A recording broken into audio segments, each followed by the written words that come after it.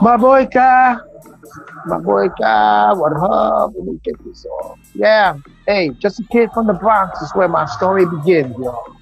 Okay, I'm here chilling in the balcony.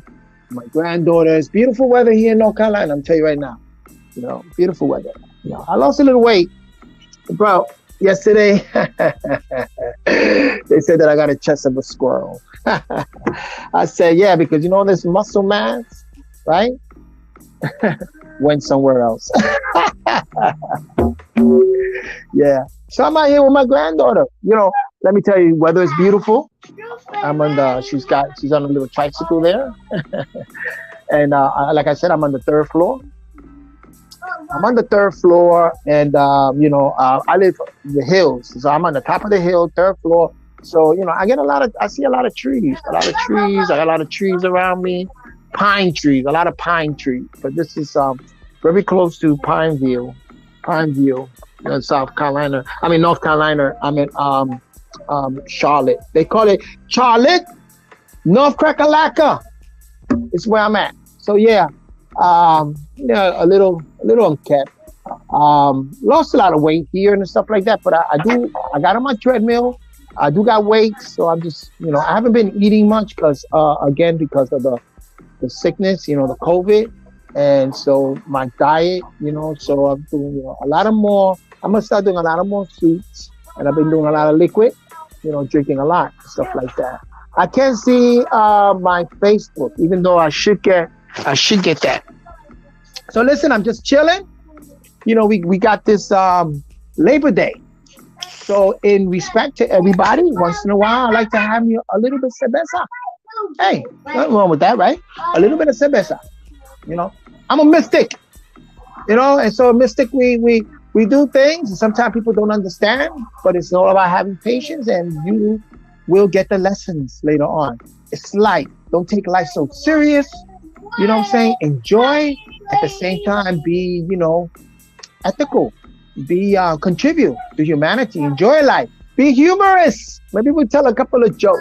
I don't know. I might throw the link. Anybody want to come on here and tell some jokes, man? You could. Laugh a little and tell me a story. Last night, it was crazy. I was at the K Solo show. Crazy. I mean, it was like being in the corner in the Bronx, and we're just laughing, and it was crazy. But I got a little mad because we were having so much fun. You know what I'm saying? It reminded me of the days where we used to be in the corner, drinking and doing a little, cerveza and a little bit, weed, whatever in the corner. You know how it is. When you're young, you experiment in different things. And so we started having a good time. Joshua, can you do me a favor? There's a phone over there on that bar. The other phone, can you bring it to me? The white one? Yeah, the white one. And so we were having fun. So I came on and I blast this because they say, oh, look at this, a bunch of junkies, Bro, that in this podcast, no one can learn anything or whatever. That's not true. We're having fun. We're having fun. And what's this? Junkies, but you on the same podcast because you're writing on the chat, you're enjoying it because you're on the podcast. Why be so detrimental, right? Why be so condescending? So hey, salud. Labor Day, it's Labor Day. And I like sometimes to get my drink on without getting drunk. That's the key. I drink, but I don't get drunk. And then if I do get drunk, man, it's with a significant other, a young lady, and she'll take advantage of me. I don't want to be taking advantage of. Just being humorous. Yeah, it happened. I've gotten drunk, man, and actually women have wanted to get me drunk so that they can do what they need to do to me. We'll speak about it. I'm just being real. Yo, peace and love to you all. A little cerveza, nothing wrong with that. It's light. I can only have one because I don't want it to kick my diabetes again. I don't drink as much before because because of the pancreas. Mama, you all right? Oh, because of the pancreas. You know what I'm saying? So I got to be very, very careful with that. So I don't, I might have a shot here, a shot there. That's it. That'll be it. But cerveza, maybe one or two beer, cerveza, and that's it. I'm here chilling with my son, Joshua. He's over here smoking tobacco because he likes to smoke tobacco. I don't do nicotine like that. You know what I'm saying? Once in a while, if I feel that I need to mellow out, calm down, then I might do a cigar. I might do a cigar. There is a science behind that. There's a science behind drinking cerveza. There's a science behind alcohol. There's a science behind it. So I try to do everything with a purpose, with a science. Huh? That what? I know it's dirty. I think birds shitted on my balcony. I'll show you. I don't know what is that, but I told my son, gotta get a bucket, gotta get a rag, and clean that mess. And my granddaughter say, look, Baba, look, let me show you. Look at that. Hey, hi. Look at that. Yo, this girl is, she is a horror show. Hey, Bon Dog, hermano. What's up, papi? What's up? Hope everything is good. Con lo nene, with the children, and with what you do, those animals are beautiful. And yeah, man, peace and blessing to you, my brother. Let me fix this. Yeah. Let me look on my Facebook. She was on there. I tried to stream in that other stream that I was telling you about. It's interesting. I got on there and there was this young lady working from the home at the same time streaming. I think they stream so they can get a lot of viewers. All right. Okay. I don't know why I'm seeing that. And so what happened is, she's on while she's working, and I learned a lot, man, because she works with yeah, good. She does she works with dispatchers. Dispatch. She's a dispatch, and sometimes she said, yeah, sometimes they call me for advices and stuff like that. Other dispatchers call her for advice and stuff. Happy birthday, mommy. Love you. Oh, Victor Donuts. Bro, that's Daddy. That's Yankee. Peace and blessing to you. Why? Yes, I know. I see it. This, my granddaughter, 2 years old, she needs to be around a lot of other children. Yes. I know. I know it needs to be clean. You see, she knows. And she needs a lot of attention. Wait. Okay, mamita. Wow. Give Baba a kiss. Look at it. Give me a kiss. Mwah. That's my girl. She's crazy. She's very athletic. What? Huh? Yes. You want to say, oh, John Jacques, hey, peace to you. I'm looking at this here. I don't know why it's so dark. Give me 1 second. I don't know why my thing is so dark. Here it goes. Okay, I'm lighting it up so that I can see the view, see who's on here. Oh, okay, yeah. Jean-Jacques Dessalines. That's Haitian, I believe, right? Health first, protein, yeah. You dang big. Yeah. I believe that's like almost Haitian, right? I got Haitian descendancy. I did my DNA. Yeah, most of my DNA is found in Haiti and Mali. From Mali through Haiti, and I know that because my family last name is Pachot. It's a French thing, Pachot.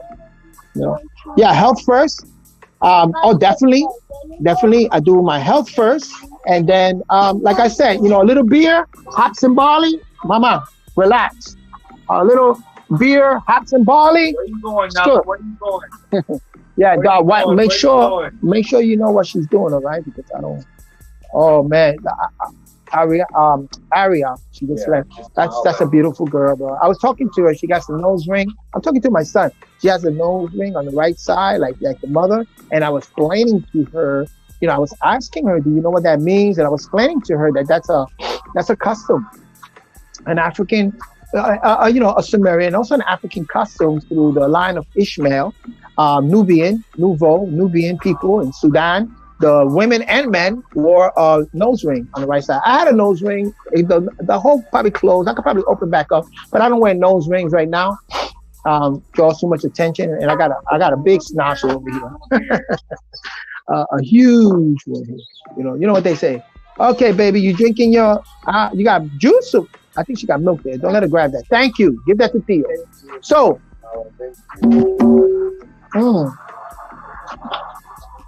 that track you hear in the background, I did that. Then she, but she crazy. I guess she parked the car. Forgot something? So, no, don't play there because you're gonna knock down my stuff here. Let me lower that music. Let me take, matter of fact, that music off. Yeah. Let me take that music off right now. Yeah. There you go. I'll take the music off. You know what I'm saying? I'm playing a little.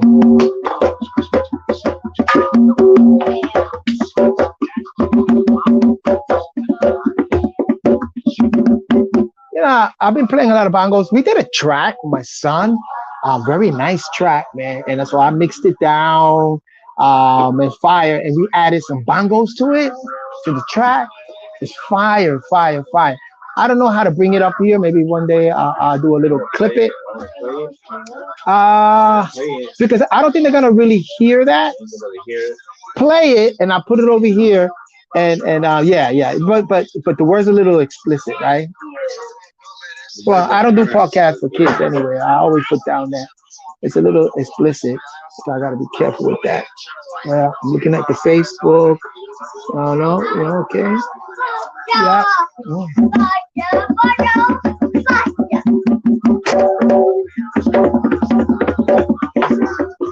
Exercise. I cut my finger. I hate it when I cut my finger. So I see that I cut my finger, man. Dang. Yeah, play it, and I'm gonna put it over here on the. Is it loud enough? Check this out. I hope you can hear that. You hear the bongos in the back?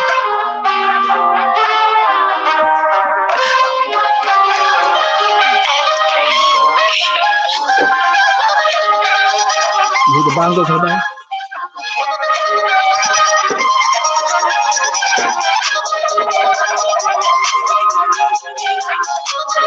Is that clear? I'm on my way up. When I wake up, all I wanna see is my cake up. Shorty, I wanna mess your makeup. We can make love.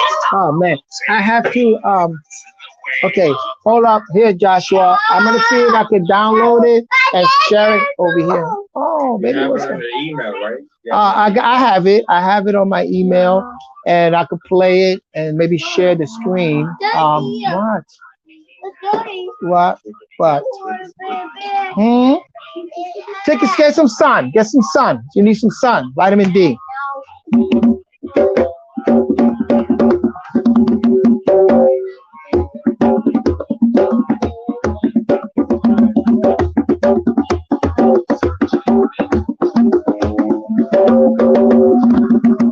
I haven't practiced for a long time. Like I said, I cut my finger. But I like to just every day, this drum is next to my bed.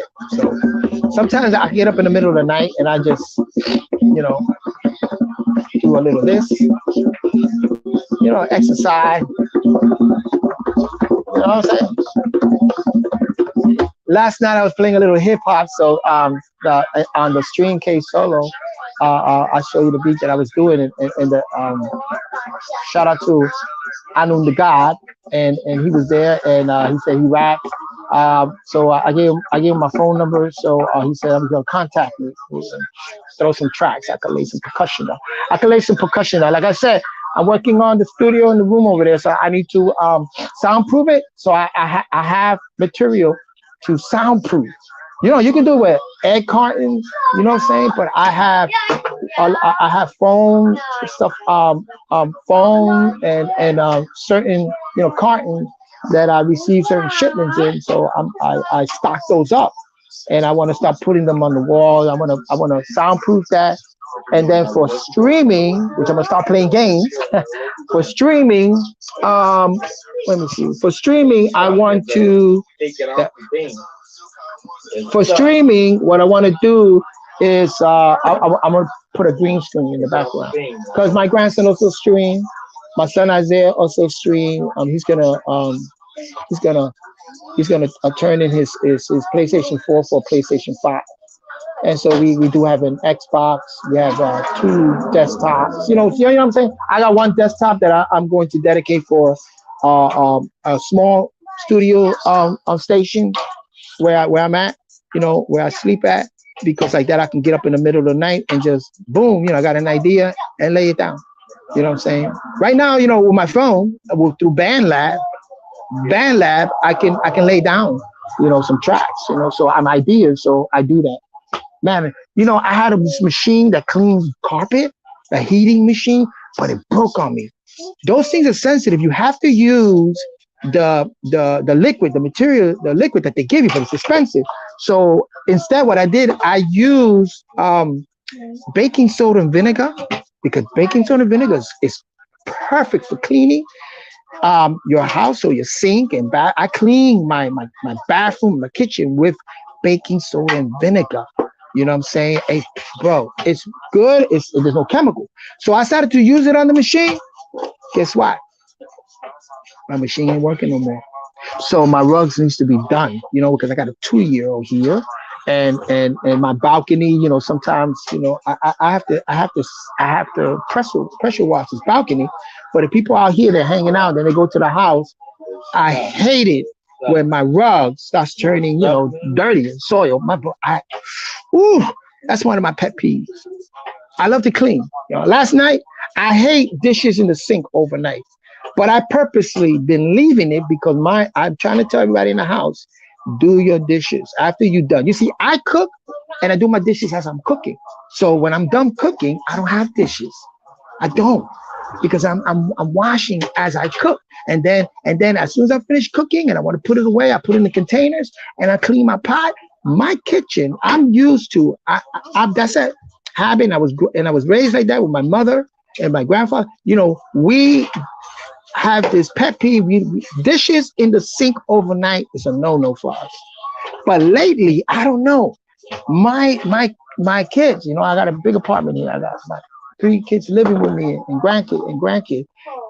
They leave the dishes, and so when I look at night, it's a big pile of dishes, and I'm like, oh hell no!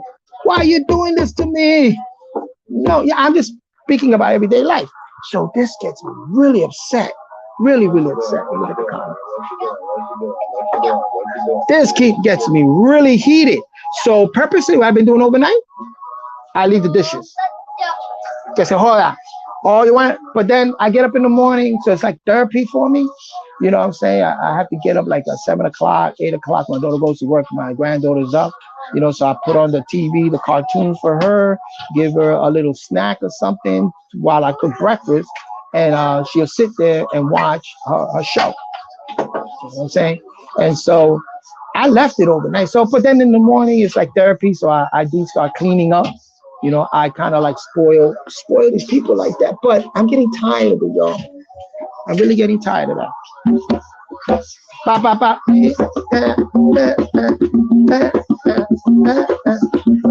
Salsa.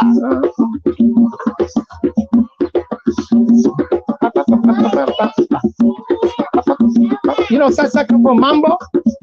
Mambo is a Congolese tumbao. Congolese tumbao. If you listen to the word tumbao, rumba, tumbao, it's from the Congo.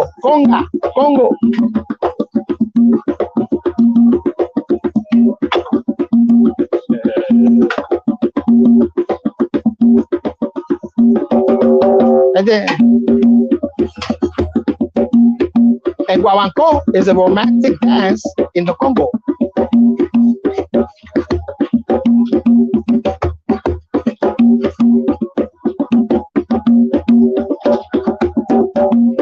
That's the tres golpe, what they call the segunda in the guaguancó.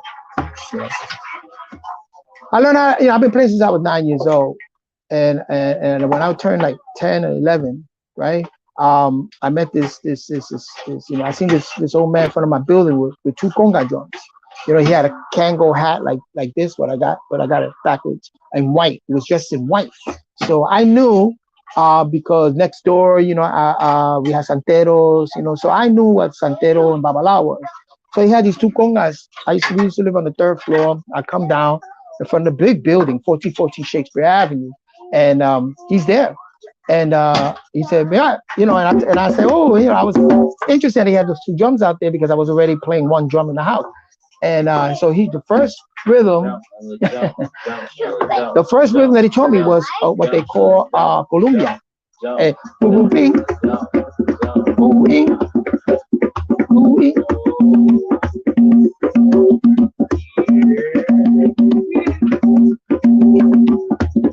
yeah, he taught me that rhythm, and that's a Columbia. His name was Justi Barreto. Because later on, we used to go to, get his drums in his apartment, and me and a couple of guys, we used to go there. He had a didn't have too furniture at all, but just a grand piano with a seat there. I was wondering, what's this guy sleep? Just a grand piano. And I remember that we saw him, we were playing stickball, on my block, and then he's walking with a yellow envelope, under his arm. And then we say, well, who's sleep on there up? Let's go play some congas, man. We're waiting on you. And he says, I have to go to La Faña studio because the Gran Combo is going to record a song that I wrote, and it's called Un Verano Nueva York. And he wrote that because every summer in New York, it was like a party, man. We were like, so he wrote it about us in the block. And then he says, I'm going over there. And then that same summer, almost at the end of the summer, we had a radio, so we used to like to listen to, turn the channel, radio, boomba, and then we heard Un Verano Nueva York Gran Combo on the radio. We started jumping for joy. Oh, that's about us! And who's the Barreto and the timbale? And he throws out the timbale, bro. That's a true story. That's an experience. Like I said, the story begins in the Bronx. You know what I'm saying? And that's what it was. Human Asilos Conga. Tasharafna. Hey, assalamu alaikum, Salim. Assalamu alaikum, rahmatullah. Yes. Salim L. Yeah. Ma'anna. We used to say Ma'anna is like a teacher. Ma'anna. Yeah, a teacher. And look at that. Ma. Again, from Ma Ingala. Ma'ason. Or mama coming from the waters, the Fish Confederation. Man, that's deep. Thank you very much for that, Salim. And I learned also when I was in Bushwicks and Sufi, we used to play drums, because I was always playing drums wherever I went, wherever I go. Here in North Carolina, I play drums here at the house, but I'm looking for, and I did go to Uptown, what they call it's like a downtown, and I did find this drummer there, and he had two drums, wasn't two notes, and I started playing. And they wanted to keep me because I had my bongos, and they wanted to say, yo, keep jamming, but I'm like, nah, because people putting money in there, and you're making money, and I'll contribute a little bit. I'll play, and I even put some money in there, and I play, but I didn't want to get too much of my time in that because I feel that I should get paid for it. So it's just reality. It's the truth. Yes. Salam.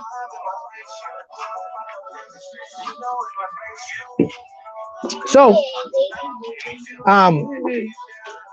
in Bushwick, since I grew up in the Bronx, I learned a lot of guaguancó, the Cuban music, and salsa, bomba. We're very good in the bomba. And so I used to play a lot with his brother there, may he rest in peace, Abdul Fattah, in Bushwick, and he was a drummer for Passion. We had a music department, studio, and we had a group called Passion, and he was a percussionist for them. And so the leader of Passion, Dr. York, comes down and he started showing us rhythms from Sudan. So it's like, that's from Sudan. It's almost like the rumba you hear in the street, like the tumbao. La, la, la, la, la, right? And that's what they play in Sudan. Same thing. And always that second drum always go almost in all rhythm. Because if you could play chachu, which is for the Congo, and it's always and rumba, that third drum go, That rhythm you could play almost in everything, even to James Brown and funky music.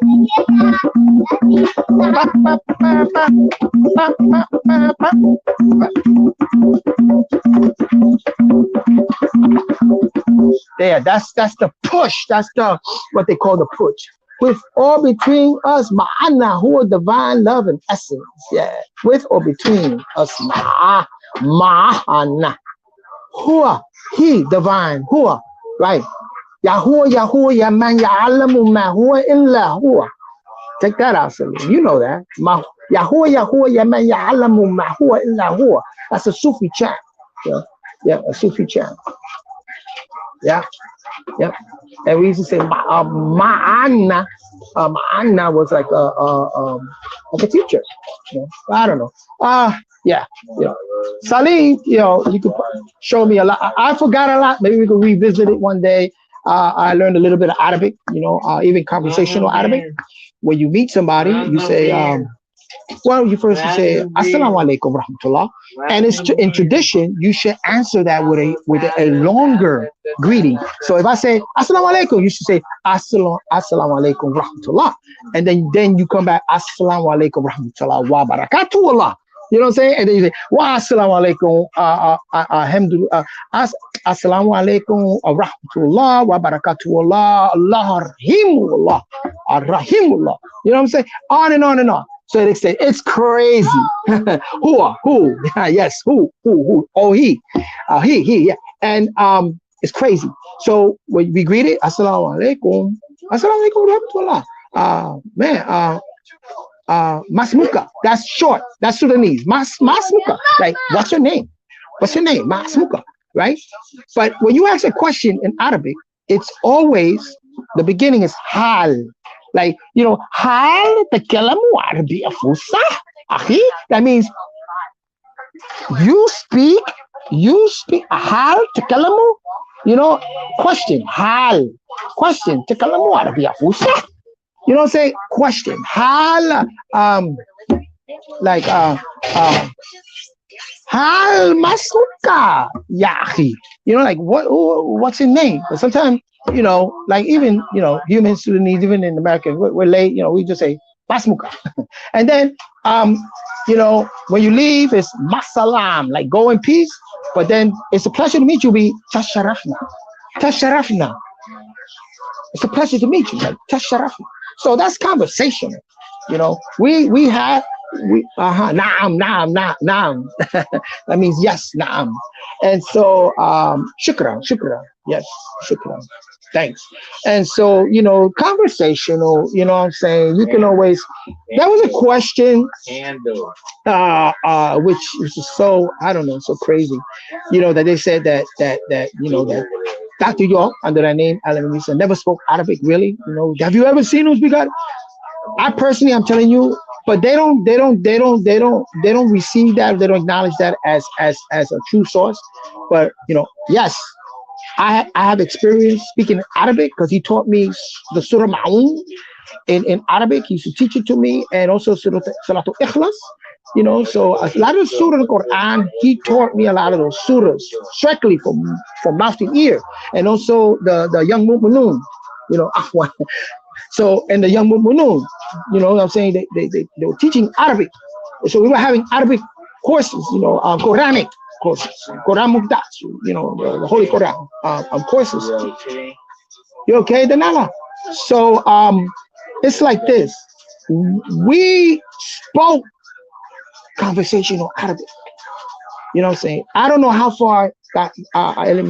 York went, because he went to college over there in Khartoum, and he learned Arabic. So I don't know how proficient he was in Arabic in terms of stylistically, the classical Arabic. You know what I'm saying? Because I didn't know that. But I tell him like this. It's just like Spanish. Yo hablo español. I was raised up in a Spanish household, right? But also in New York. So the English and Spanish, right? But I can't go into university, and sometimes I need to be corrected in Spanish, even though I fluently could have a conversation with somebody in Spanish. But then sometimes there's things that I may say that I need to be reminded of and corrected. Same thing with the Arabic.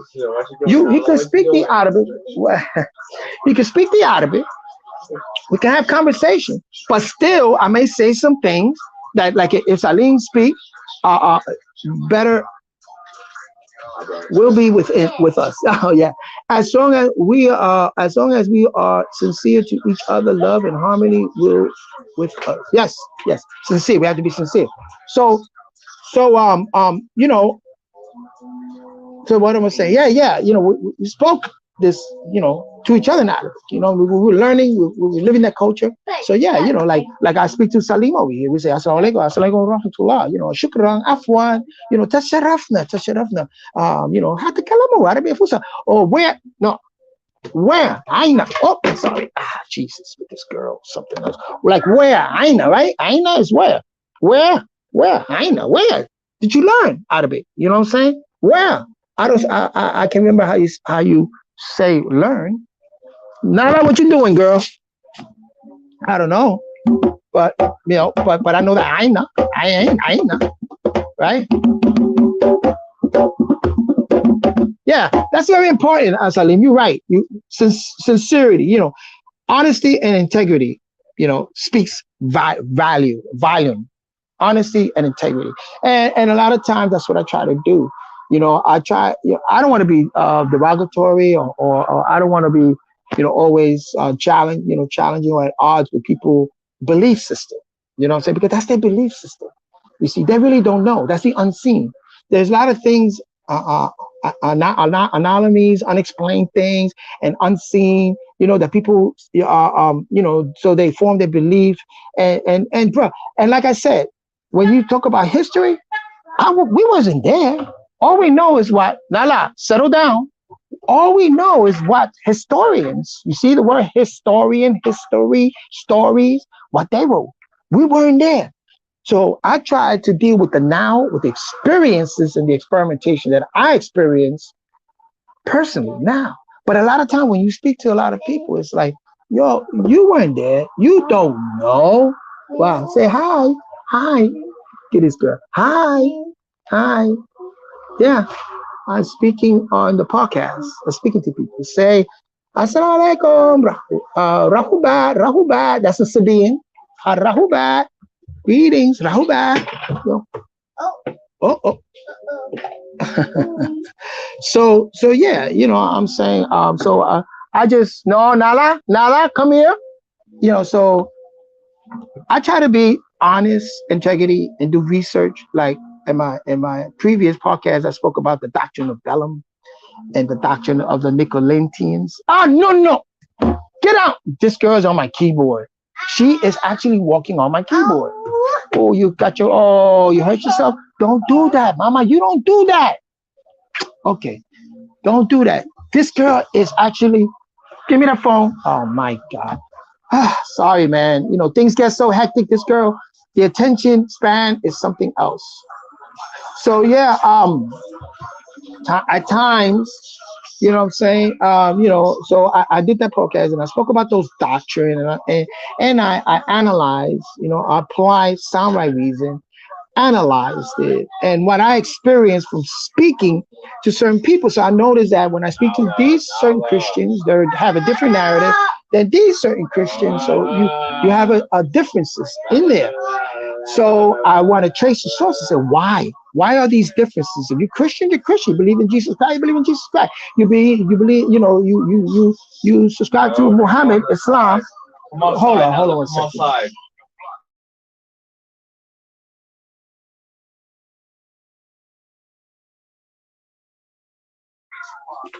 Yeah, she wants too much attention. This girl is attention.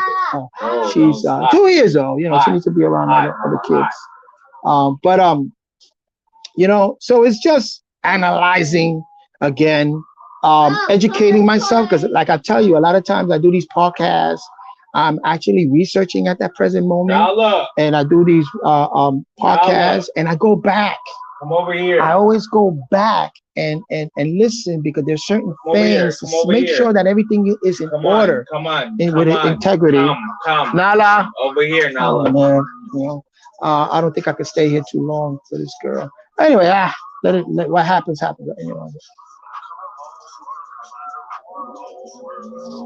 So yeah, gotta be careful. You know what I'm saying? And when somebody is introducing you to certain concepts and ideas and doctrines and stuff, you have to look at it and see, give it the test of positivity. That's one. Then you say, is this beneficial for us? You know what I'm saying? To know this, and I think it is, because I think it. When we no, don't throw the ball out there. When you recognize this, then you establish that reality, then that affinity, and that's communication. Girl, settle down. Don't throw the ball here. No, no. I don't care. You put that face on. Why? Come here. Come here. Come here. Why do you got this? What's going on? Let me look at you. What's going on with you, girl? Oh, that's my baby. Oh man, and I can't wait to see my other babies in Orlando, Florida. Man. Oh my God. Yeah. I love the little girls because they're so sweet. Love their hair. They're gorgeous. I just, gotta be careful protecting. No, play over there with that. Girl, don't stress me out. I'm just letting you, I'm letting you see what I gotta go through. I read on a daily basis right now. Yeah, so sometimes if I do seem to be a little bit stressed out, now you know why I'm a little stressed out. Being around a 2-year-old, and I didn't ask for this, to be honest with you. So, but I think this is a lesson, and this has to change, because this is a 2-year-old girl. Okay, yeah, she needs to be around other 2 years old. But I understand her mother, and sometimes also, I said to myself, I maybe I should not look at the news. Sometimes, I'm just afraid. Also, some daycare center, other people watching. Nala, please. Other people watching, the kids, I just can imagine. Yeah, I just don't want to imagine things like that. And I think that I would take it to another level that I don't want to. You know what I'm saying? But I definitely, oh man, this girl. Can you grab her over there, please? Come on. Wait. Oh man. Yeah. It's gonna be hard. Yeah, because now she wants to play underneath my camera stuff. Now she wants to play because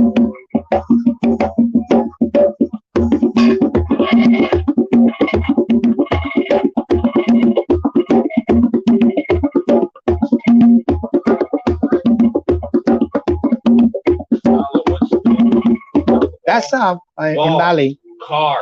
Don't do it there. Don't do it there. No. Play over there. Play there. Thank you.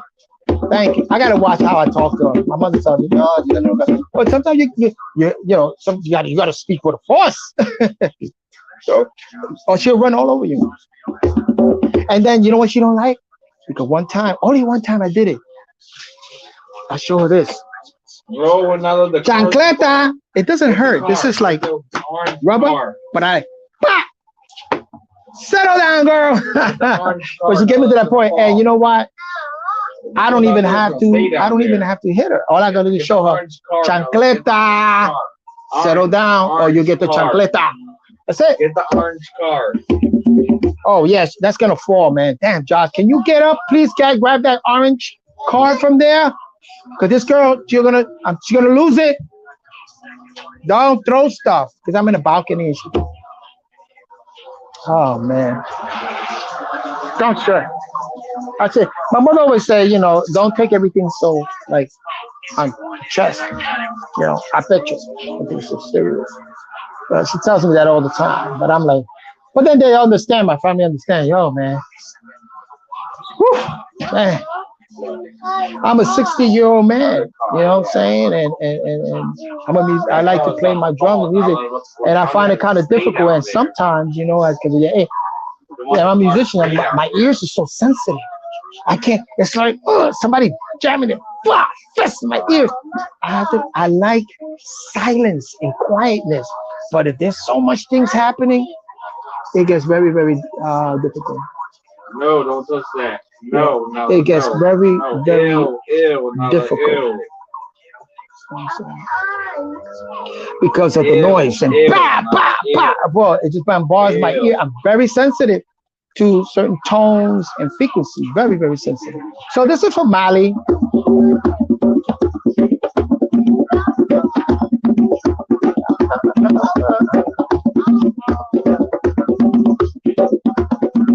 And then a reversion of that will be what they do in Bomba 6A.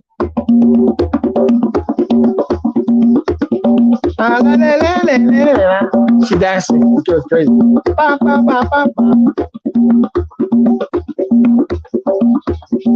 See, that's a 6/8. And then you go ba, ba, ba.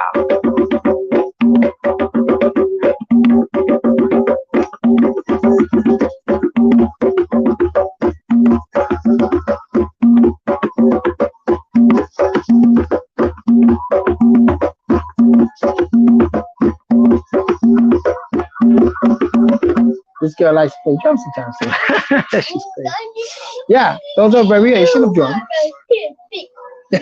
Yeah, variation of drums. I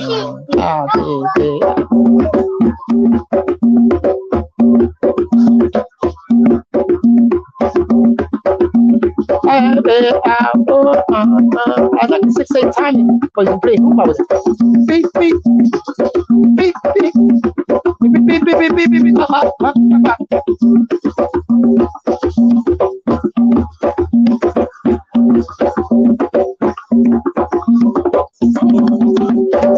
Man, I miss playing in a group with a couple of drummers, man, and we were jamming out. Especially when you play certain rhythm, and there's the singing, oh man. I'm telling you, I gotta get back to that. I do. Like I say, I'm a little stressed right now. I mean, this is my outlet right now. But yeah, I gotta get back out there playing. I don't know what subject I would like to speak about tonight. Her feet are dirty, Dad. Her feet are, yeah, because she's in here. I wash it. Okay, there's some white peas. No, Oh God. What? Get off me. There are some white peas. Off. There's some white peas, and I'll wipe it before she goes inside the house. Let me see something. Yeah. Oh. No. How do you? I'm trying to see. This. I'm on the phone, so I don't know how to invite people on this phone. Whoa. It's difficult. Let me see. I got layout, private chat, casting, post comment. I don't know. So I don't know. I don't know how to. Ooh.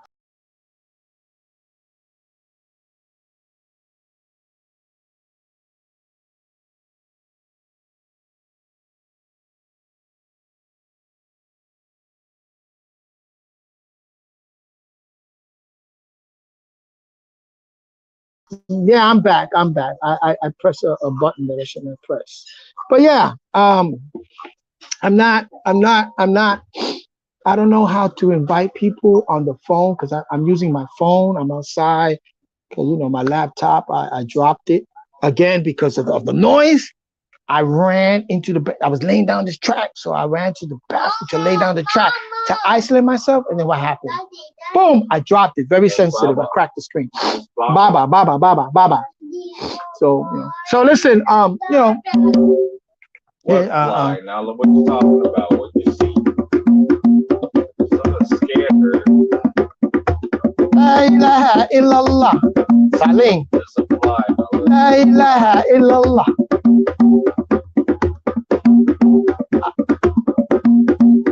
Assalamu alaikum, wa alaikum salam. Assalamu alaikum, wa alaikum salam.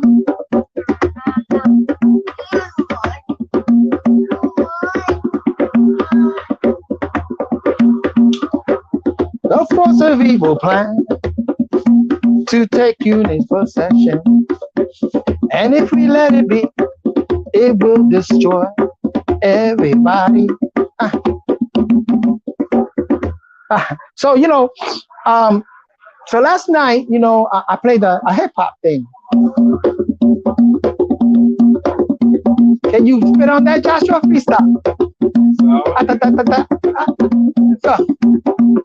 chilling on the balcony. You already know. I've been chilling every day, trying to count the dough. Hey, my son got talent. I can't lie right now. I'm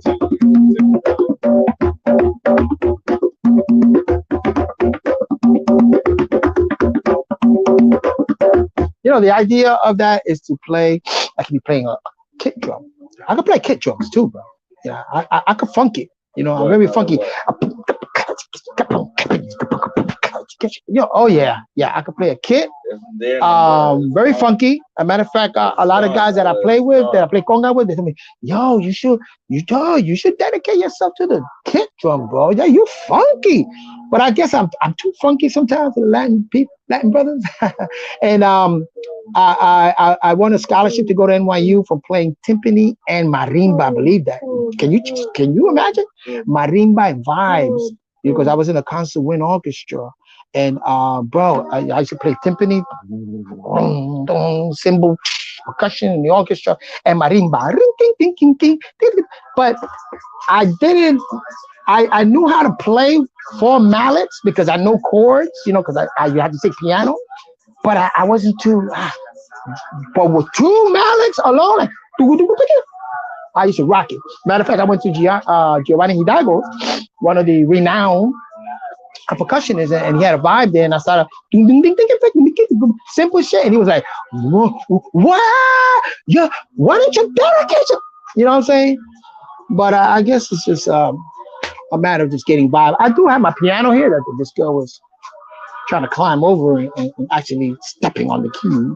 And with that piano, yeah, I do a lot of practicing chords, structures. When you deal with jazz, it's usually taking two chords. So I'm learning how to take two keys and to construct a chord with my left hand, a certain key, and then on another key with the other, and combine those. It's sometimes you could think it outside, scientifically theory, but a lot of times then you check out to see how it sounds. I tend to sound a little jazzy. A lot of my chords are jazzy and melancholy. I like the diminished chords. I don't know, for some reason I like the diminished chords. It just gets me all the time. So I'm learning to do major chords and open that up, but then I have to throw that diminished chord. So it tends to sound a little jazzy. You know what I'm saying? But I'm trying to get away with that because when you listen to a lot of these plug music and the new music now, they're not in there. A lot of R&B chords in the plug music, and in the what they call trap music. Trap music don't have that much chords in it, but I like to add chords and trap with trap beats, and that's where you get the plug music. So I'm digging the plug music and drill music. Not too much chords and stuff like that. Yeah.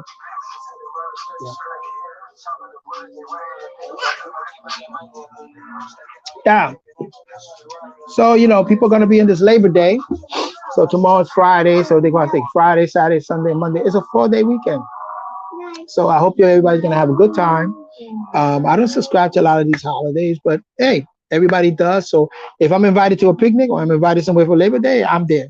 I've been invited to South Carolina, and shout out to my Mugdal, Abdul Latif, Frank Bowen, and his sons are very talented. So they get ready to do the 25th, I think the 5th anniversary of Luffy in South Carolina, a DJ Saponium, which is great, bro. Oh my, people bring in their devices and beats and stuff like that, and they broadcast it. And I tell them, well, if I go this time on the 3rd, I believe it's on the 3rd or the 5th or the 3rd. If I go this time, I'm bringing my bongos. I'm actually gonna sit.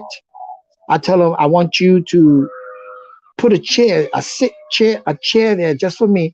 I'm gonna sit and I'm gonna play along with those beats. Whoever got a beat, I am going to play bongos with, because I can only bring my bongos.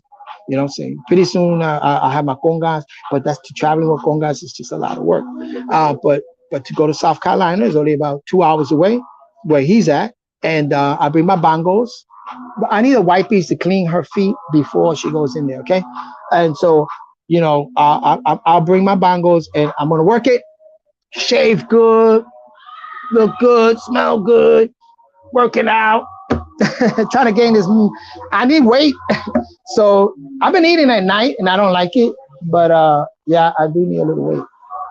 Maybe it's a state of mind. But I've been watching Bruce Lee. So I'm just like, man, if I can get that physique, Bruce Lee. But Bruce Lee used to use a lot of electric shots. He used to put those, and I had one of those, a box with for massaging and stuff, and then constantly flexing your muscles. You know what I'm saying?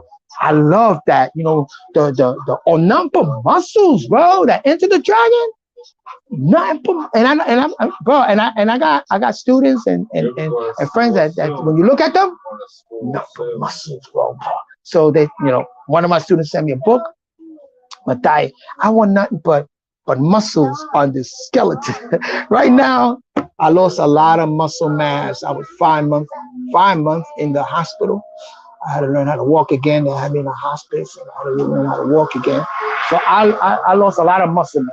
And I'm not too big on the show. My family is. I got my uncle, my grandfather, broad shoulders. But there's ways you can work it out. Work with those muscles in here, those exercise. So I'm starting to take the dumbbell and just, because I was told I got a chest of a squirrel. I came back. I told him a chest of a squirrel. That I got no muscle masses because it all went to one spot. You should see the muscle on that, which is just coming back, defending yourself. Because that's what we did. People come at you, in the Bronx. You head in the corner, and there's always that snap, what they call it, snapping back then, or ranking. You know how some brothers, some people are. If they see something you in Puerto Rico, they like that too. A lot of nicknames. They used to call me Narizón. Narizón. Oh, mira, es con esa nariz, bro, que narizón. But I used to tell them, you know what they say about big nose? They're great lovers. You know what that means? They're great lovers. Huh? Check that out. I know how to work this nose, yo. I'm A, B, C. Just having fun. A, B, C, D. My son is laughing. He worked that nose. So yeah, go downtown and do the ABC. Bar. That's a bar. I go downtown and I do the ABC. Girl, you see me? I am ecstasy. Oh, bars. I got bars, yo. I got bars. I wish I could invite people and get them on here. But you gotta be, like I said, much respect to everybody, religious people, and but sometimes you get too serious, man. Even when I was an Ansar, even when I was, and I'm still a Muslim, but even practicing Islam and so whatever, and when I'm propagating, a lot of people gravitate to me because I was always telling, you have funny Ansars, telling jokes and being real. That, you're in this gown and the Emma, and you're looking like Alibaba and the 40 Thieves, and you cracking jokes like that. Oh, shit. Bro, I come from the streets. I know. And Mamisa, that, bro, the joke. He told me, you'd be great on stage if you could sing, but that nose. I was like, oh, that's cold. That's cold. That's cold. So at one time he says, no, they play basketball. So he goes in his house, right? His baby. He comes out with some Converse, but they old Converse, so they kind of like curled up. And I tell him, Aladdin, Alibaba the 40 D, what you think? Aladdin over here with the he looked at me like embarrassed. I was like, oh, we got to snap it. But he said, it's funny. Relax.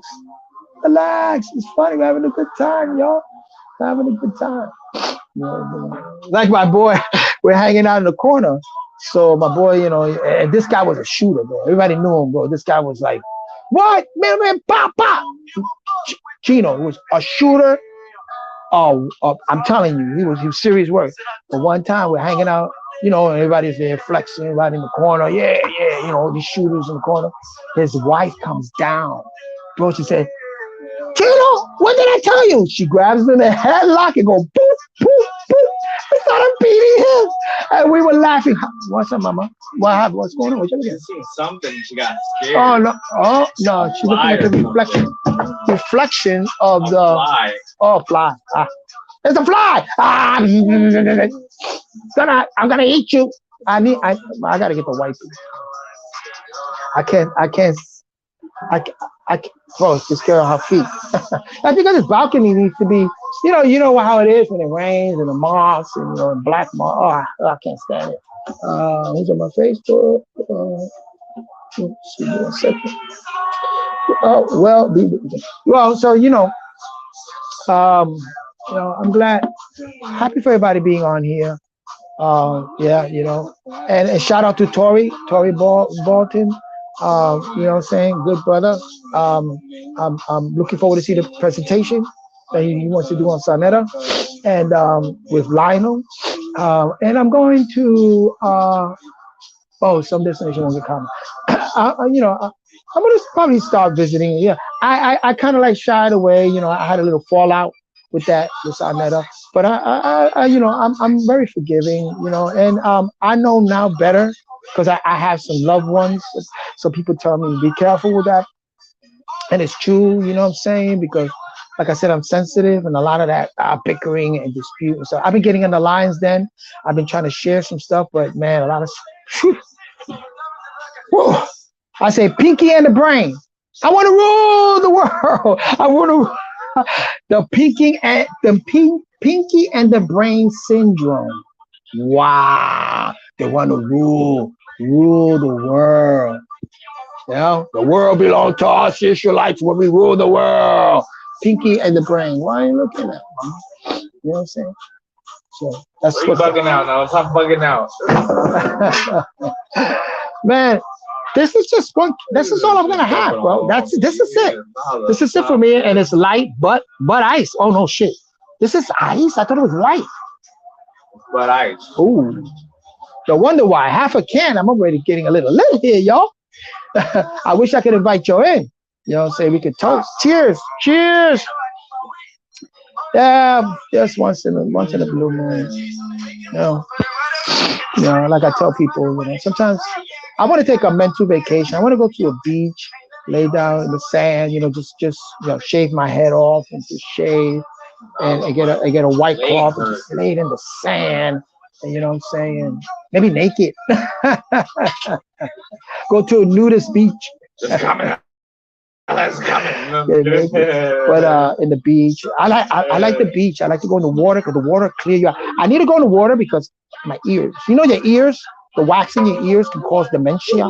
The wax in your ears can cause cancer. A lot of things. So it's good to clean the ears. So I go to the doctor. So they mix peroxide with water. Flush the ears out. I tell them flush it out, and I feel much better. But one of my brothers told me golden seal because it could develop into cancer. He cured himself of brain cancer. Check that out. And he said golden seal in the ears, man, it's good. Lately I noticed. Lately I noticed that it's been bothering me. Also the radiation, the tones. They put a post over here up the block of 5G, AT&T, and I know it's very powerful because it changed. I noticed a difference in my electronics here in the house, and I don't have AT&T. I got Spectrum. Matter of fact, I gotta go to Spectrum and turn in a box that I never used, right? And they're charging me for that for rental, and I never use it because I stream Spectrum. So that will cut my bill down. I'm about penny pinching now. Sorry. He's careful, mommy gonna knock my shit down. Okay, so salud. I like to drink it so it doesn't get hot. Was what day? I'm sorry. Was what? When is your birthday? Oh, my birthday.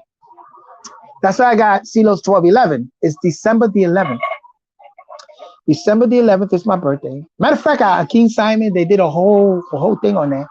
1211, the numbers, because they're doing numerology. Yeah, I'm born on December the 11th, 1961. And I'm a 60 child, baby boomer. in the Bronx, New York, in the middle of the night, and it was cold. Yeah, in the middle of the night, December the 11th, and I think it was a Thursday. So I'm a Thursday baby, which today I believe is Thursday, right? Yeah, yeah. On September. Oh, you're September 18th. Wow. So you got a birthday coming up. My daughter's September the 12th. Tori, I definitely have to mark that down. September the 18th. Okay, Dala. Say hi to my granddaughter. Say hi, Tori. Say hi. Hi. Yeah. Generation Z child. You're Generation Z. Wow. Yeah, I'm a baby boomer.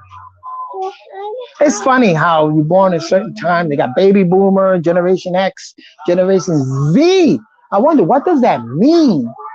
Tori, what does that mean, Generation Z? I'm sorry, I can't bring. Oh, I can bring you in. Guess. Well, let me see if I can put the chat. If you want to come in, invite a guest. Copy to clipboard here, and let me see. I'm trying to learn this thing here. Oh wow, comments, comments. I'm trying to learn how to do this. So here, post comment. Oh man, here you go. Yo, here we go, here we go. Oh, I'm learning. I'm learning. Come on, don't do that. I'm learning. I'm on my phone, so it's kind of difficult. I'm on my phone. You know, it's very, very difficult, bro. Oh, okay. Oh my God. What's going on here? Yeah, it's difficult on the phone. Give me 1 second.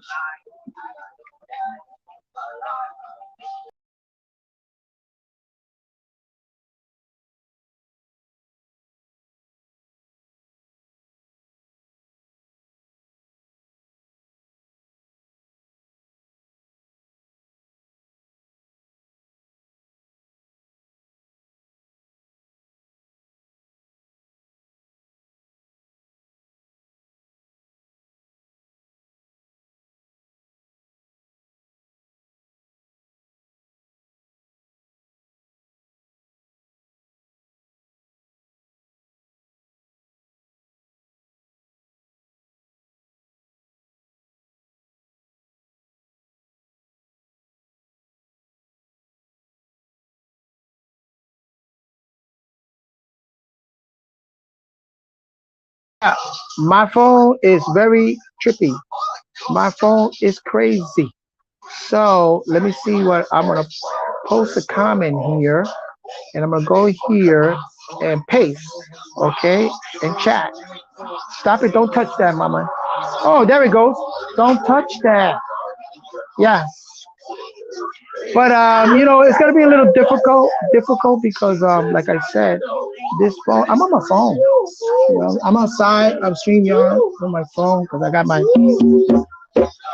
drums here, and I'm drinking a little beer. You know, yeah, I'm drinking a little beer. So you could try as a an experiment because I never done this on my phone. Invite people. I'll do it on my desktop or my laptop. So, yeah. Salud. Cheers. My son was over here rapping away. Yeah. Uh, uh, uh, uh, uh, uh, uh, oh, wait a minute. Stop it. Let me see. Seems like some guest is coming in. Tori, there you go. Yes, let me put you in here. Add to stream. I'm learning. I'm learning. Oh, there you go. Hey, peace, my brother. Yeah, I'm outside. We outside. We outside. I got my granddaughter here. Ganala, Nala, say hi to Tori. Look, say hi, Nala. Say hi, Hi. Hey. Tori. Hey, hey. She crazy. Don't touch my phone. Hey, 2 years old, Tori. Whew. What a horror show. Wow. Hey, Oh that's man, so look at beautiful. it. Hey, She grabbed the phone. how Say are hi. you? Say I'm Hey, fine. Dava. Yeah. Nala, say hi. She's got her father is 6'8", basketball player, and so she's very athletic. Okay. Yeah. Sure, she picks up my dumbbells and and they're like only like 10 pounds. But she's only 2 years. She'll be 3 years old. She picks them up like nothing, Tori. Nothing. That's It's amazing. like, yeah. So this girl is very athletic. She's always running around, full of energy. No, don't touch it. Don't touch it. Oh, she's trying to touch the other phone. So how's your day? It was good. What about you? I'm good. I gotta shave. I gotta clean up. I've been just chilling, having a little beer. I usually don't drink, but I'm here with my son. We just laid down some tracks and just having a beer. Don't touch that, no. And, you know. So you see, I got a lot going on right now. Yeah. It's all good. I know. And here's my drums. Here's for you. Here.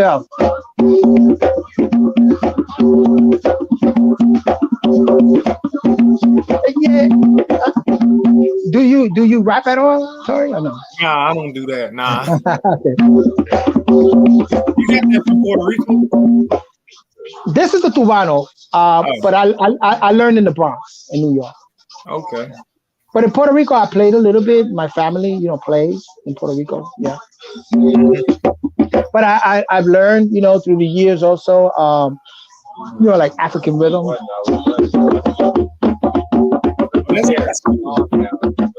Boom, boom.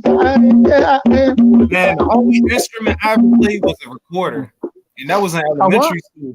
A recorder. A recording? A recorder. Yeah, I remember those. Yeah. They used to. Yeah. I knew hot cross buns. You know what that is, right? The what? Hot cross buns.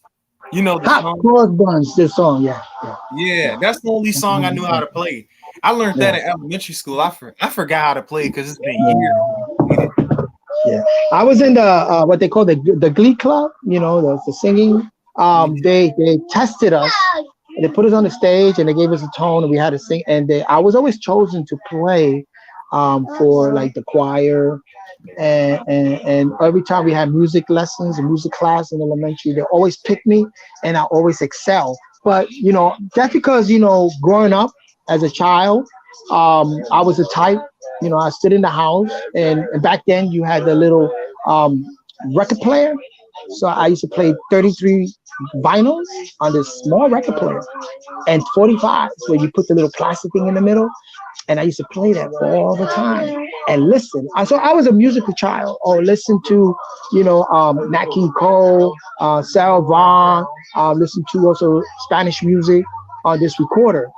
And then when the Beatles first appeared, and this is like I think in 1964. I think I was in 67, 60. I know I was like 4 or 5 years old. I saw the Beatles when they arrived in New York City, and then they did that concert. I went crazy. Yeah, in the 60s. Oh, that's cool. Yeah, but when I heard James Brown, it was all over. When I heard James Brown and funk music, and then especially growing up in the 70s, when, in the 70s you had Kool and the Gang, even Earth, Wind and Fire came out, Kool and the Gang, BT Express, a lot of these groups that are funky.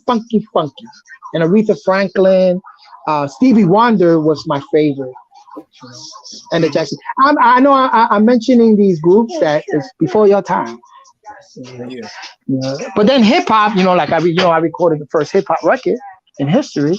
And then when I started doing hip hop, then I started listening to a lot of hip hop. Run DMC. When I listened to them, that was interesting. The Juice Crew, with the Bebops, Biz Markie, and guys like that. And so I don't know the music now. I don't know if you listen, what kind of music you listen to now. Yeah, I listen to hip hop and I listen to some drill music too. I love drill music. Yeah. I'm young, so that's the kind of stuff I'm into. Yeah, I love drill. And how about plug music? That's a new thing. The plug music. Yeah, trap music, plug music. Yeah, that's the kind of music I like listening to. I like listening to rock music. A little bit of R&B too. Yeah. How about you? Say you listen to rock? You listen to rock music? Rock. Not really. Hot Chili Peppers. Nothing like the Hot Chili Peppers. Nothing like that. Nah. It's just really just rap music for real, and a little bit of and some R&B music too. Right. Yeah, love R&B. What when I was growing up in the Nation of Islam, there were Muslims. There was a group. The Stylistics was from the Nation of Islam. So they were writing songs, because I met Kenny Gamble from Kenny Gamble, Leon Huff from the Philadelphia Sound. I met him, and he was a producer and writer to a lot of those songs, but he was Muslim. So they had a record called From the Mountain. That was the story of Muhammad in the mountain. And then they had songs like God Bless You, You Make Me Feel Brand New. Also, You Are Everything and Everything Is You. No, don't touch that. Stop. Those songs are very spiritual. So growing up, I listened to a lot of songs that has spiritual words and content in it, because I extracted that and it became a part of my life. Because then later on, when I got into Sufism, the Sufi life, I started listening to that, and it kind of like took me in that direction. So yeah, music, is sound. They say sound is a carrier of consciousness, and it's true. It's true. Sounds, carry consciousness, especially lyrics. What am I doing? Okay, there you go. My drink. Hey, CeeLo. Salud, Corey. Tell me. Salute. Salud. Wow. It's once in a while. I drink, but I don't get drunk, because I'm Muslim. I will drink, but I will not get drunk. You know what I'm saying? I can have one drink here. This is the only can of beer that I will have all day. No more. Yeah. And half of this, Corey, I'll tell you right now, half of this, I feel nice.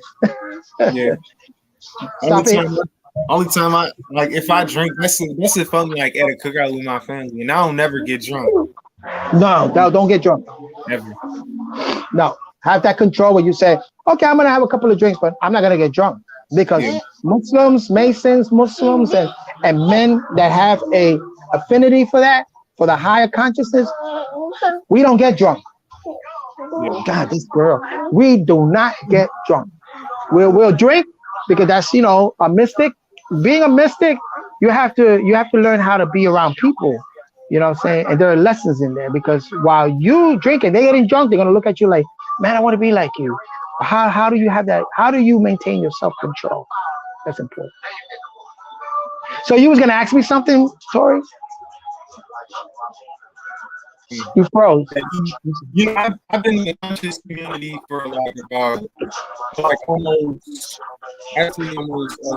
years.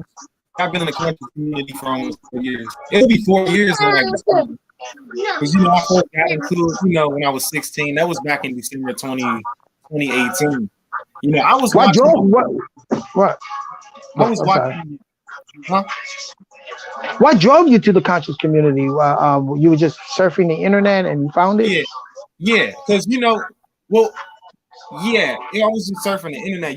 Me, I was always into history and geography and all that. Like ever since I was in elementary school, like I was just a curious kid, Like I knew a lot about geography, when I was, elementary school. I started learning about, different locations, countries, continents, and all that. And you're like me. That's the way I was. Yep. Yeah, that's the way I was. And I got on, I was just surfing the internet and I seen, of who Young Pharaoh is, right? Of course, yeah, Young Pharaoh, yeah. Yeah, I started. I came across one of his videos. You know who Nature Boy is? Yeah, 3 God, Nature Boy, yeah. Yeah, I came across. Go ahead. Yeah, they took a lot of the knowledge that was already out, that we were, back in the days in the 80s, we were selling books and going out there and speaking, and there was a lot of that knowledge was out there. They took that knowledge and they capitalized on that. That's okay. Yeah. I was so I came across one of his videos because Young Pharaoh and Nature Boy, they were beefing like 3-4 years ago. They were beefing. Right. Yeah, they were boys. They were buddies at one time. And I heard, because you see, 3 God or what they call Nature Boy, he just didn't agree on some of the stuff that Pharaoh was doing, and Pharaoh did not want to leave New York. This girl, he did not want to leave. Where Pharaoh, they're from Buffalo, from New York, Buffalo. He did not want to leave the States, because remember that Nature Boy went to Costa Rica. A friend of mine invited him to go to Costa Rica. Excuse me 1 second, Tori. Come here, girl. Come here. Come here. Come here. Come here. Yeah, I'm sorry. I got to. Yeah. Come here. Sit right here. Sit right here. I gotta clean the bottom of your feet. Yeah. So yeah, they told the story of that, but I saw that personally. Yeah, that there was a rift because young Pharaoh he couldn't leave. He couldn't leave the States because he was on a probation. Mm-hmm. He talked so about. He can't leave. He's from Buffalo. Yeah, he's from Buffalo. I used to watch Young Pharaoh a lot. Like I watched most of his videos, when he had his old channel. And, he deleted it and he made like a website. So all his old videos, his videos from his old channel, they're still he's basically still there? And switched them over to his website so that you could see him because a lot of that stuff got flagged and like taken down, so we had to upload it to his website, and you gotta pay to see it. Well, yeah, but it's smart because he made money and YouTube, and he wanted to control his content. And that's smart. You can control your content. What I'm saying, Sarnetta. I think that Brother Rich wanted to do that. You got to check out Black Magic 363. Check out that because this brings a lot of very important. Yeah. But a lot of the knowledge, metaphysical knowledge and stuff, like what's that brother name? A very good brother, Sarnetta brought him on, that he's into the occults. Rashid. You know what I'm talking about? Yeah. The occult, blue pill and red pill, they're a lot into the occults and stuff. Well, at one time, but a lot of that knowledge, like I said, was out there. And so a lot of these brothers, found that knowledge, and also Phil Valentine. Mm-hmm. I met Phil Valentine years ago. Matter of fact, I did in a Buddhist temple. I prayed to the Gohonso with his wife, and I had a lot of conversations with him. As a matter of fact, I have his personal number, and I call him once in a while. And he's cool. Yeah. Phil Valentine got a lot of content. So a lot of that at one time there was an explosion, and I think that's when you started to check it out. You caught the tail end with Pharaoh and Nature Boy, but when you deal with Bobby Hammett, and a lot of that stuff came from Bobby Hammett and Phil Valentine, there was an explosion of metaphysical science. Because Pharaoh, what he did, he took the metaphysical. He didn't go too much into metaphysical science, but he did go into the Anunnakis. Started talking about Sumerian Anunnakis and the Sumerian tablets and stuff like that. A lot of that stuff come out of Ansar, not the York, the Nuwapians. Nuwapians were very huge because there were books. Because I remember Zachariah Sitchin when he first came out with the whole story of the Anunnaki. Matter of fact, in New York, he did a presentation. Excuse me 1 second. He did a presentation in New York, and a lot of the Ansars went there, and they started to take that information, and even Dr. York started to take that information and expound on it, because he saw that a lot of our people was gravitating towards that. You know what I'm saying? Into that information. So he published a lot of books on that, and so that's what we used to do. We used to, if we see that our people are into a certain school of thought, then, we want to expound on that particular school of thought. I think that's important, Tori. When a particular school of thought, you want to expound, research, and find out everything in that box and out of the box. That's thinking out of the box. I'm going to research. Yeah. Yeah, so when I was watching on film, I was like 16 at the time. You know me, I was a basketball for like the first 16 years of my life. Then when I started watching film, and when he was going in like Nature Boy and all that, when they were beefing, Nature Boy, he was saying that he was the second coming of Christ. He was like, it got to his head, yeah. That's what he was saying. He was saying that he was Jesus reincarnated. So, he got to his head. He was saying, he was saying, young Pharaoh, he was beefing with him, and he was saying that Jesus, you're not Jesus. And he was saying that Jesus wasn't real. And he said that even if he is real, you're not him. So I started questioning my belief system. You know, I was already questioning it like years before that. I was questioning my beliefs when I was 13 years old, even though I was still a Christian at the time. You know, it Right. really happened when I was in school and we were Right. like reading. I was reading my history book. I was the type of person like when I would like be bored and I would be in class, I would like read my history, you know, the history books and the social studies books and technically Yeah. yeah, so I would like look at that stuff and I would look at the world maps and I would look Right. at the religions and stuff because you know they start teaching us about religion when we get in middle school and like Oh, they do? Oh, yeah, wow. yeah. I Middle went school. I went to private middle school, so I was all religion. But I didn't know that in traditional public school they teach about religion. I did not know that. yeah, so they were teaching us Wow. about it.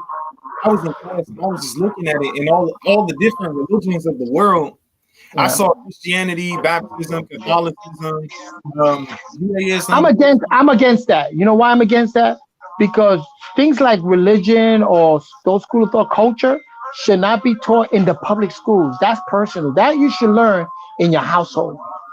That's your mother and father's job is to give you your spirituality. Yeah. You know what I'm saying? Keep that first family. When they start doing that in schools, that's suspect to me, bro. Yeah, I don't like that. They did it even more in high school. Like Wow, no. Right. like you know, And you talking about public schools, right? yeah, public school. Wow, no. Take that, stop that. No, that's not a good thing. Yeah, I'm totally against that, bro. I mean, think go ahead. Where do you learn about Islam? Talk to you I about learned Islam. about Islam. I knew what Islam was, but I didn't fully like understand it until like I got older. You know, like when I became like 18 years old, that was when I really started like looking into Islam. You know, What kind of school of Islam? Is it a Nation of Islam, Sufi, or is it Sunni or Shiite? What is it? I was really looking at the Sunnis. I was looking at the Nation of Islam. I was looking at the Moors too. You know, and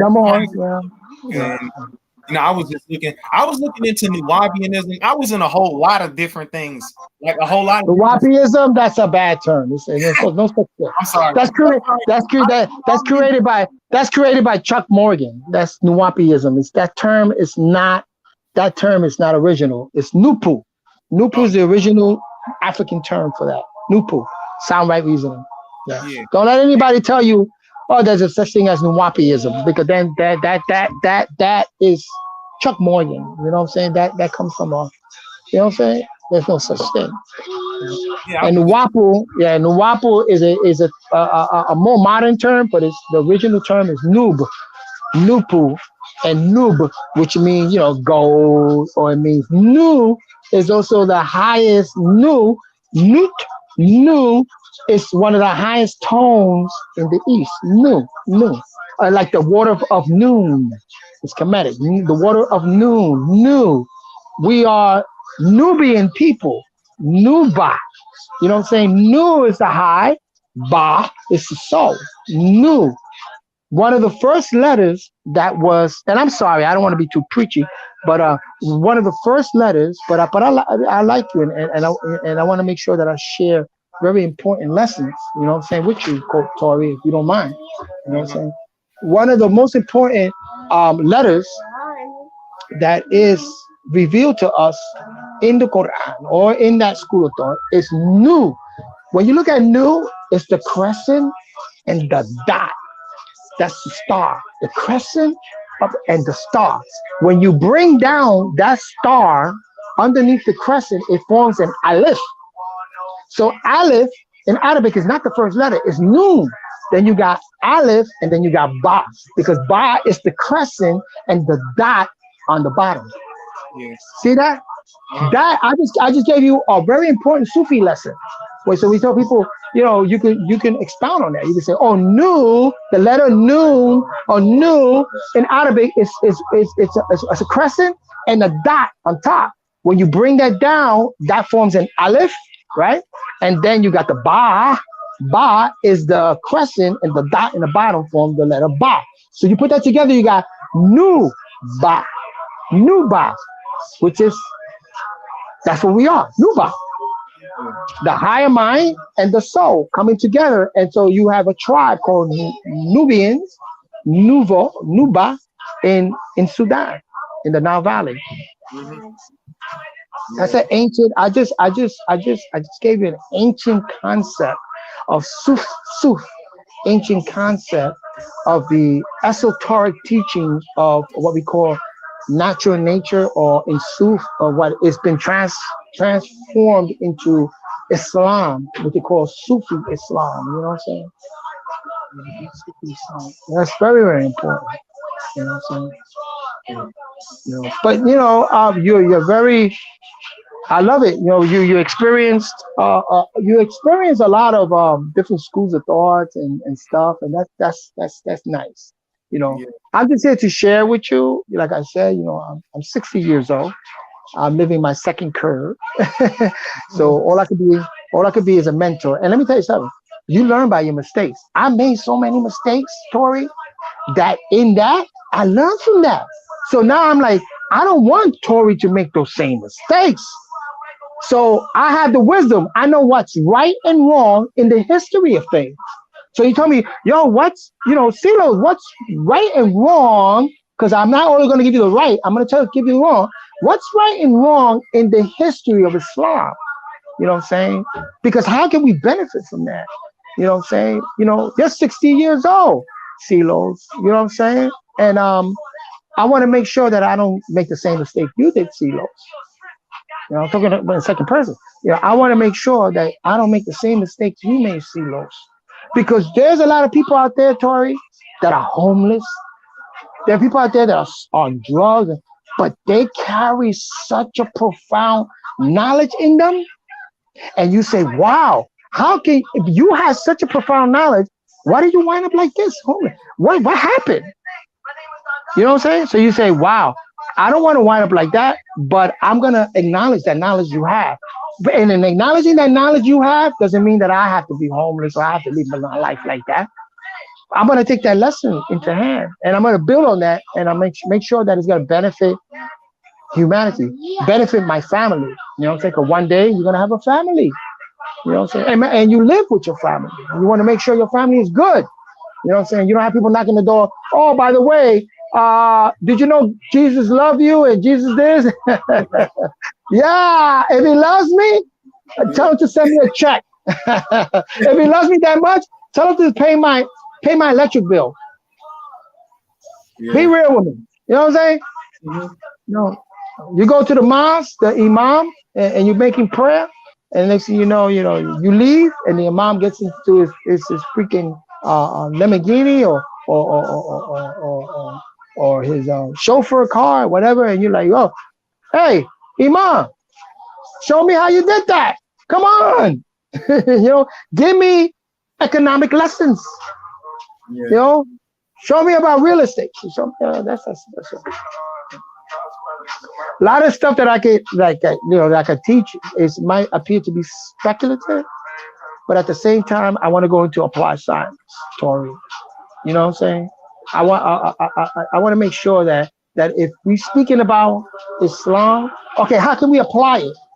How can we apply Islam? And let me tell you something. With the experience that I grew up, is that we had an idea, right? We believe we went into the idea of a man and brothers that wanted to form a village in New York, in Brooklyn, a village where we live Islam, that we pray 5 times. It was like we wanted to live like they live in the Middle East, where you hear the Adhan, Allahu Akbar, Allahu Akbar, Allahu Akbar, coming to Salah, coming to Salah, coming to Salah, coming to Salah, Allahu Akbar. You know what I'm saying? Praying, and you see everybody going to the mosque to pray.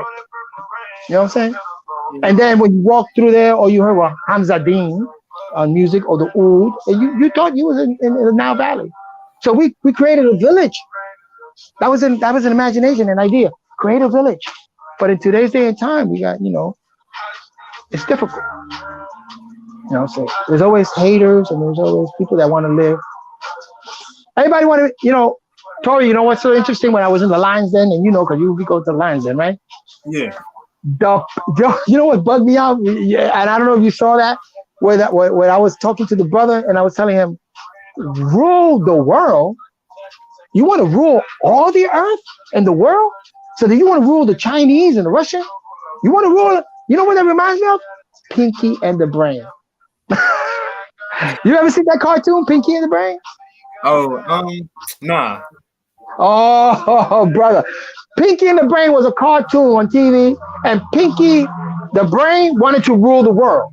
Pinky, if we do this, that we could rule the world. It's a cartoon. They want to rule the world. But in ruling the world, right? What about the Chinese and Russians? Why can't we all have boundary and understand each other's boundaries and culture and work with that? Why rule the world? And I tell them, the Bible, because they tell me, oh, because the Bible, the Israelites going to rule the world. And that's what about. No, the Bible is specifically written for a particular people and tribe to rule themselves, not the world. No, you got it wrong. So I watch that when I'm going to the Lions Den, but rule the world, all Israelites and all melanated people rule the. No, brother. Rule your family, you. What you gonna say? It's not funny.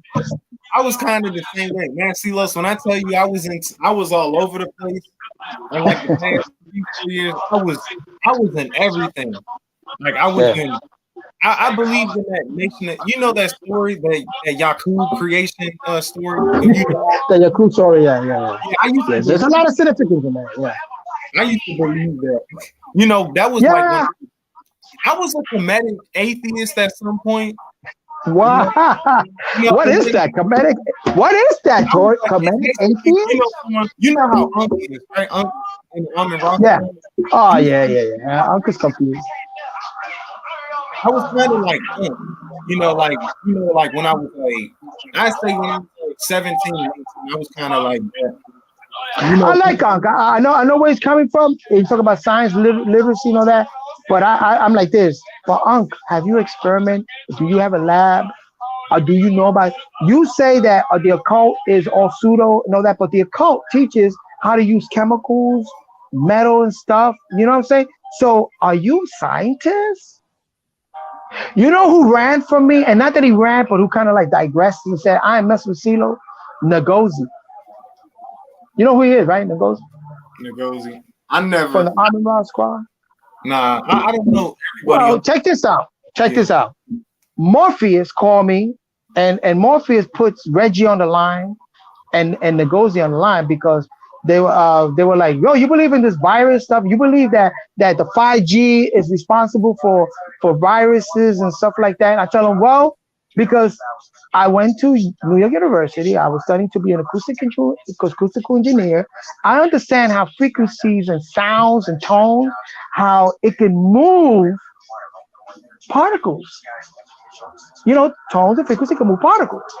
So I asked them, a virus is made of particles, right? A virus, right? A bacteria is alive. What's moving that? What's moving a virus? Why is this virus able to move?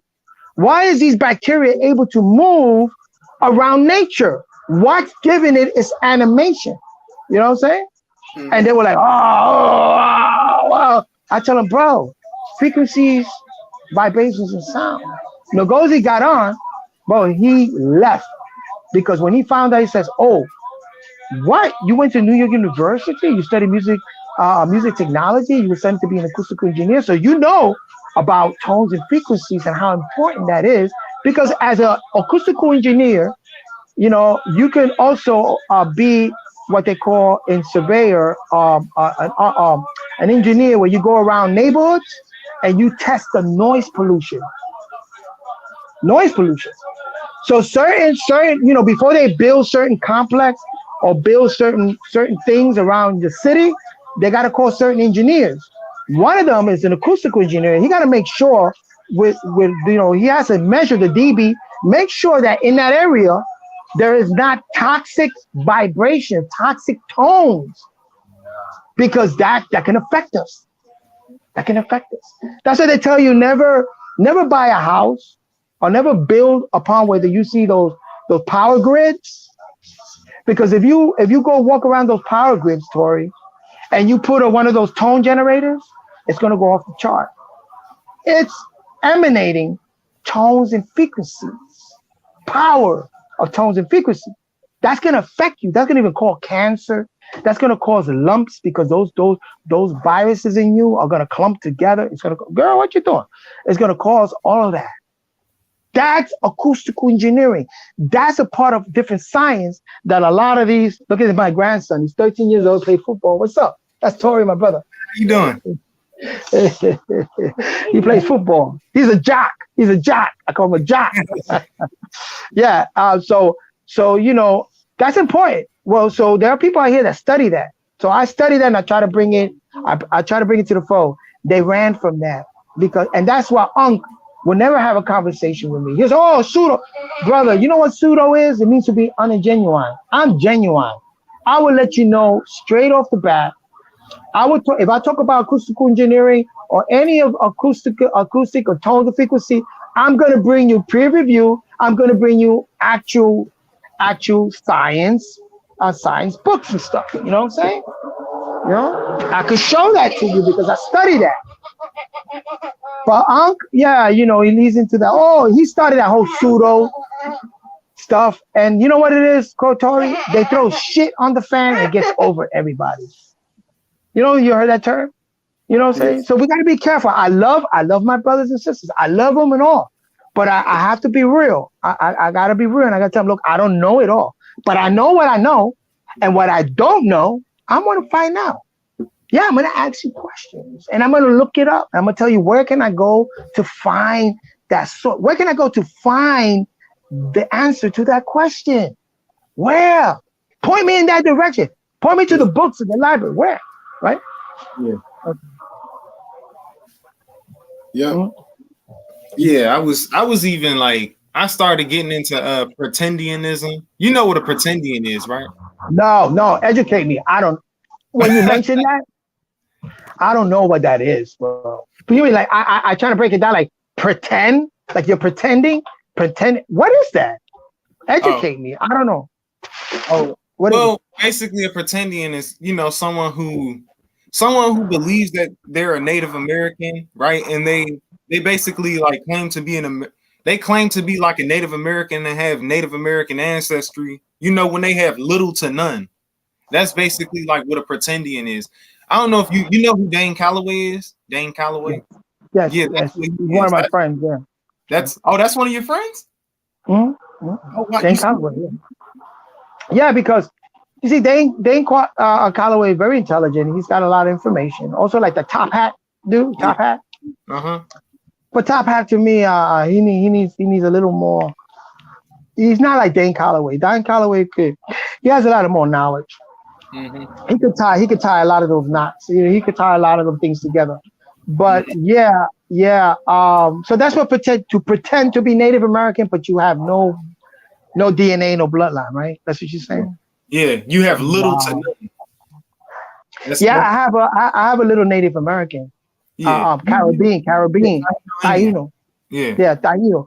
And I am a member of the Confederation of Taino People, which is the Caribbean Taino People, which is an organization which is, you know, in the United Nations. We have a seat in the United Nations General Assembly.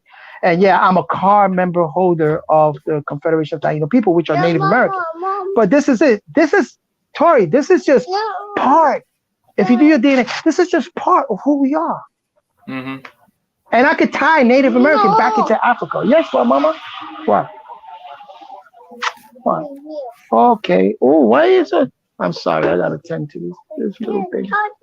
You want something to drink? Yeah. So a lot of people get stuck on the whole Native American paradigm knowledge, but they really they're causing a separatism. They separate themselves. And when you deal with Native American, especially in the United States, you're gonna run into Africa. You're gonna run into the Mali Empire coming here. You're gonna run into that element. You know what I'm saying? When you study geographic oceanography, how the continents split, you're gonna run into that. You're going to be right. But a lot of them don't want to. They're afraid. to say that the Native American is a combination of Mesoamerican, Toltec, Inca, Aztec, and African that were here thousands of years. Okay. See, they don't want to acknowledge. They want to run away from that fact because they look at Africa and which is a bad term. I know that, but that continent that we know today as Africa, that's stuck to the core of the earth. So all the other continent moves away from it, right? You know that, right? Yeah, Africa's the only continent that's rooted to the earth. Yes. So it's the mother, but that's what they call the mother Africa. It's the womb of humanity. And that's the womb of all civilization. I don't care, European, India. That's the womb of all civilization. All civilization. When you go back into anthropology, okay, if you go back into sciences, that's the womb. You know what I'm saying? That Nile Valley, that Uganda, that Lake Victoria. And the reason why they call us Homo sapiens sapien, because you see, Tori, we have to learn other languages. When you learn, and English is very rooted in a lot of Latin. Sapien is like saying sapo. Sapo. You know what a sapo is in Spanish? Sapo. Nah, can you tell me? It's a frog. Oh. It's a toad, a frog. That's why in ancient Kemet they talk about the Ogdogs, right? And the frog, the face, the head of the frog, because we come from the waters as a tadpole. The sperm is a tadpole. Mommy, don't throw that. No, the sperm is a tadpole, right? That fertilizes the egg. That's part of who we are. The tadpole. When you look in the water, the tadpole becomes a frog, and we start crawling, leaping over. No, mama. You know what I'm saying? Yeah. They don't tie linguistics. They don't tie 2 and 2 together. They just don't do that. You know what I'm saying? Go ahead. Yes, no, you go ahead. You tell me. Yeah. You know me, I don't speak Spanish, but I know some words. I know the caste system. I know about that. I'm familiar with the caste system from India. Yeah, the caste system. Yeah, from India. Yeah, and I probably only know the basics. Like the basic stuff that we're talking a little. Like the first 10 numbers. The what? The first 10 numbers in Spanish. Yeah. Say that again. The what? Yeah, 1, 2, 3, 4, 5, and 6. Yeah, those are Arabic numbers. That's known as Arabic numbers. Yeah, and that's literally like that's all I know. I don't speak Spanish, of course. But, Right, like 1, 2, 3, 4. Yeah. But here's the thing, Tori. When you look up the word, the definition, and you go and you see the origin of it, you always see Latin, French, or Old English. Trace that back. But it's good to learn another language. I would suggest to learn an Eastern language. If you learn Arabic, it's good, or Sabiic. The university in Arabic in Saudi Arabia, they're learning a lot about the Sabiic language because that predates Arabic, the Sabiic. So I have taught Sabiic language. We can do that one time as far as linguistics. And I could also teach Spanish. You know what I'm saying? If you ever want to, like I said, I got my email there and say, hey, Silos, let's do a private podcast and let's learn a little Spanish, so that I could trace these words back and I know where it's coming from. Like amor, like you said Moorish, right? More, coming from Moreno. But you know that more is also amor. Amore. You know what that means? Love. It means love. So it's a term of endearment. So if I call you more, I'm giving. That means I'm sorry to cut you off. But yeah, you're my love, bro. You're my more. You're more because you're love. You know what I'm saying? You're unconditional love, man. So you are amor. You are more because you got. Even though I'm not to be played with, I could be very caring and loving, but at the same time, I have to be. That caring and loving, I gotta spread it out, and I gotta make sure that it's not being trampled upon. You know what I'm saying? So that's important. So that's amor, moreno. That's a term of endearment. And Negro, negrito, Negro, they switched it. That's a term. That's a derogatory term.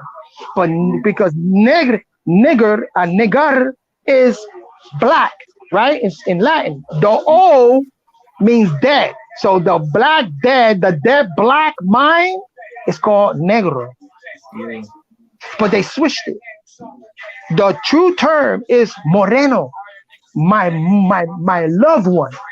You know what I'm saying? Mi moreno, mi more is my loved one. You know? Yeah. You know what I'm saying? Mhm. I love you. I look at you.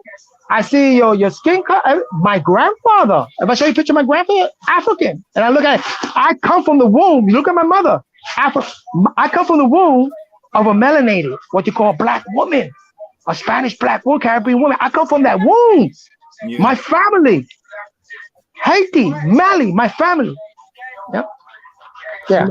You know me, like when I'm referring to a mixed person, someone who's half black, half white. I don't like to say the word mulatto because I know that's considered that's an offensive word, and that's that was Mulatto. used to describe somebody, during the Spanish colonial era.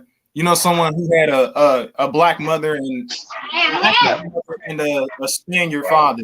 So, Right. or a white father. So Tori, yeah, you know what? All these people here in the United States that call themselves white people, like the red, they're really mulattoes. yeah. Yeah. It's a derogatory term, but they're really mulattoes. Mhm. Even the Irish, among the Irish that came here were mulattoes. The Italians, Sicilians, mulattoes. It's a mixture. You know what I'm saying? But they took the term white because actually that's a social construct. White and black is by law. It is a social construct. You know what I'm saying? It's again when you mentioned the classes though, classification. But yeah, Tori, to be honest with you, I respect everybody and ethnicity. I respect everybody's culture, right? I respect because I'm about contributing to the betterment of all humanity. We're sharing this earth, you know what I'm saying? And I want applied sciences to be taught, especially to our people. I want to see our people, the young ones, becoming engineers.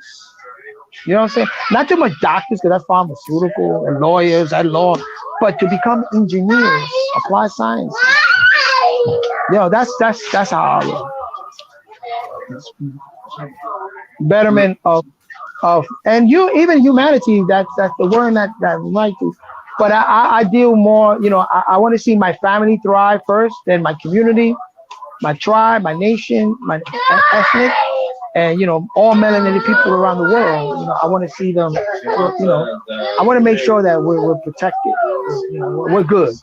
Rahul Bad, Alex.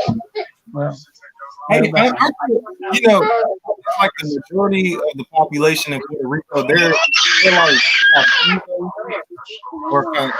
they got a problem in Puerto Rico. There's a lot of separatism. You got people that lean more to Jibaro, like Taino.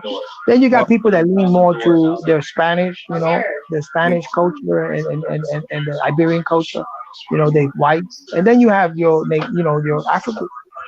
When you go to Puerto Rico, most of the villages and pueblos in Puerto Rico are deeply rooted in African culture. You just got to do the research. They're very proud of their African culture, especially if they deal with art and music, like the bomba plena, the salsa, and the guaranco. But then you have that element, like in the media, the television station owned by a lot of Mexican company that they racist. They always paint black people. I remember in Puerto Rico walking with my uncle. My uncles are very melanated. They're like your complexion. And I remember walking through the town the population is mainly melanated people, but then there's a little section of people that are they always want to negate their Africanism and call you all type of derogatory names. You know what I'm saying? Yeah. So yeah, you do see racism, and then you have a lot of Puerto Ricans that come to New York and they try to separate, and that's through propaganda because a lot of the original people that came from Puerto Rico to New York, they married in, hung out with a lot of African Americans. Mm-hmm. But then African Americans was giving the short end. They had a different other customs and values that a lot of the Spanish people didn't want to deal with. They didn't understand. They didn't want to deal with it, so they separated themselves. Esos son unos negros. No vale nada. They ain't worth nothing. You know what I'm saying? Well, if they ever tell you that, if you ever see any Spanish person that tell you, oh, negro, you don't worth nothing, tell them, hey, your grandmother, where is she? Who was she? Huh? Describe your grandmother. Describe your grandparents. Guarantee there's an African in there. Guarantee. And a lot of times that was the African lady that was in the party that was sitting in the corner watching everybody. Huh? That's a saying in Puerto Rico. ¿Y tu abuela? ¿Dónde está? They say. Where is that black lady in your family? Because she's there. That African woman is there. That because of her, that's the reason why you're here. So yeah. Oh, easy, Nala. Yeah. So yeah. That's don't let them. Never don't let them freaking do that. You know, and tell them, bro, we're only different because you speak a different language than I do. That's it. But if you were speaking Spanish, they could never tell if you were African American or from the island. If you were speaking Spanish, if you bust out, says, vaya compi, o que la vaina, o el COVID, o cómo tú estás, o mi pana, qué pasa, you know, cómo tú estás. They will never tell. They'll be like, oh, I thought you was Black American. Oh, I thought you was a negrito. Oh, they'll be shocked. Yep. Because it happened to my uncle. My uncle one time went to this girl's house, and he overheard the father said, what is that black piece of shit doing here in Spanish? And you know what my uncle said? Óyeme, ¿por qué tú me hablas así, bro? Yo soy boricua. And he was shocked. His eye, oh! He never thought that melanated black man spoke Spanish and was from Puerto Rico. He'd been embarrassed himself. And I said, you know, that's ignorance, bro. Yeah. Ignorance. I never understood like racism. Like I'm not gonna lie, I used to be a racist, you know. I went through a lot of angry phases. Yeah. During my journey. Like I was just going through, like I even had that superiority complex, you know, like oh black people, there's gonna come a time when we rule the world and all that. I was into all that. Pinky in the brain. That's the first thing you used to say. Pinky in the brain. Yeah, but yeah, you know, melanated people of all shapes. I like what KR says. We all different shades of brown. Mm-hmm. Different shades of brown, just like you find in the soil. Different shades. I mean, the best soil that you could plant, it is the black soil. You know, for planting soil, you plant it. But we all different shades of brown, Papa. You know what I'm saying? We all different shades of brown. But yeah, at one time, I found it kind of difficult. I wanted to be honest with you, to be around white people, like Irish people, and you know, at one time, because when I started going to NYU or working, I find them kind of strange. So I never dated like a purely, you know, what she's called Caucasian woman, because I grew up around a lot of Hispanics and a lot of black. But I dated a black young lady, beautiful. But then at one time, I got into a fight with a black neighborhood because, you know, they were, again, like you said, racist against Spanish people. And I got into a fight with one black dude, and I clocked him, blah. You know what I'm saying? Because I was like, yo, what the fuck? You know, don't come at me like that. Blah. I caught him good. He went back, ran to his neighborhood, and came back with a whole gang of black people, bro. And I was like, yo, what the fuck? Then when they followed me and ran and chased me to my neighborhood, my aunt came out. My aunt is black. And my aunt said, what the fuck? What's wrong with y'all? That's my nephew. And then she said in Spanish, oh, yeah, they didn't, and they were like, oh, you got a black family? I said, in Puerto Rico, yes. Look, my mother's melanated, black, Afro, and everything. Bro, oh, yes? And I found it kind of strange, bro. Very, very strange. Very strange.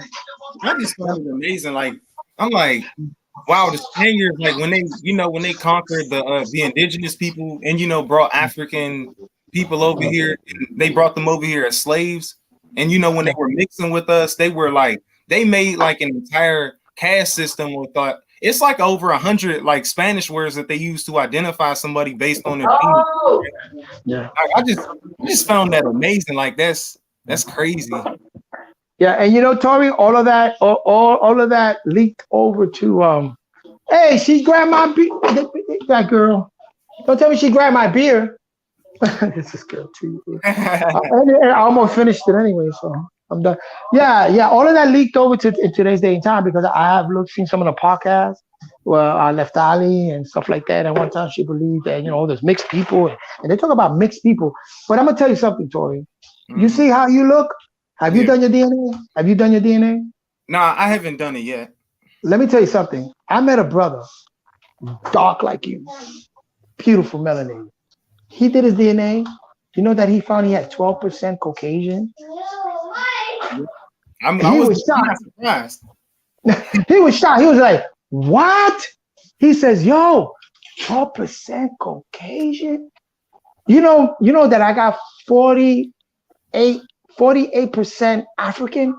But look at me, because I have 52% Iberian Peninsula. Yeah. But Iberian Peninsula, that's North Africans.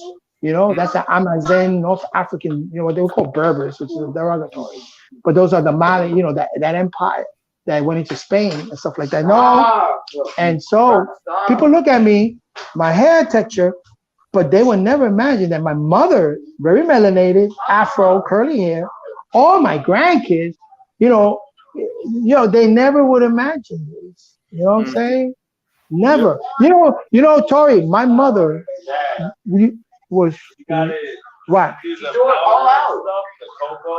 The what? What the hell? What is that? What is this? Cocoa powder. Cocoa powder. Oh my gosh. Okay, clean her up. Yeah, where's my cocoa bag? Where is it? Okay, look at this girl, boy. 2 years. Girl, we gotta clean that up. Josh, can you help me, please? Can you help me, please? Let me tell you something.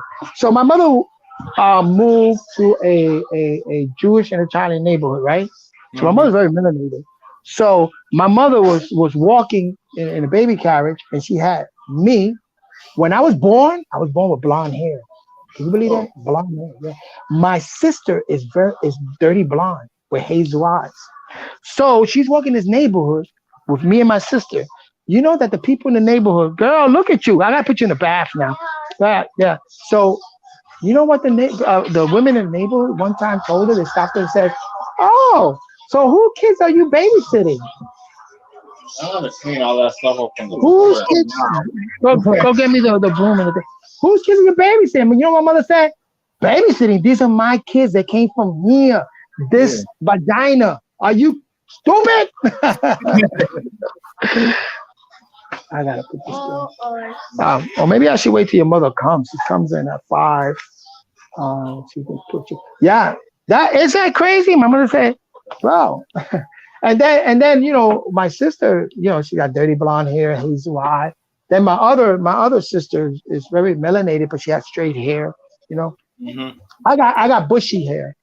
You look at my hair. My hair grows out bushy, fuzzy wuzzy. Like in Sudan, like that whole tribe of people, and in certain areas. So people don't realize that in Africa, you have many textures of hair, nose, and complexion. You know what I'm saying? So you can't say that all people of Africa looks just like this, because that's not true.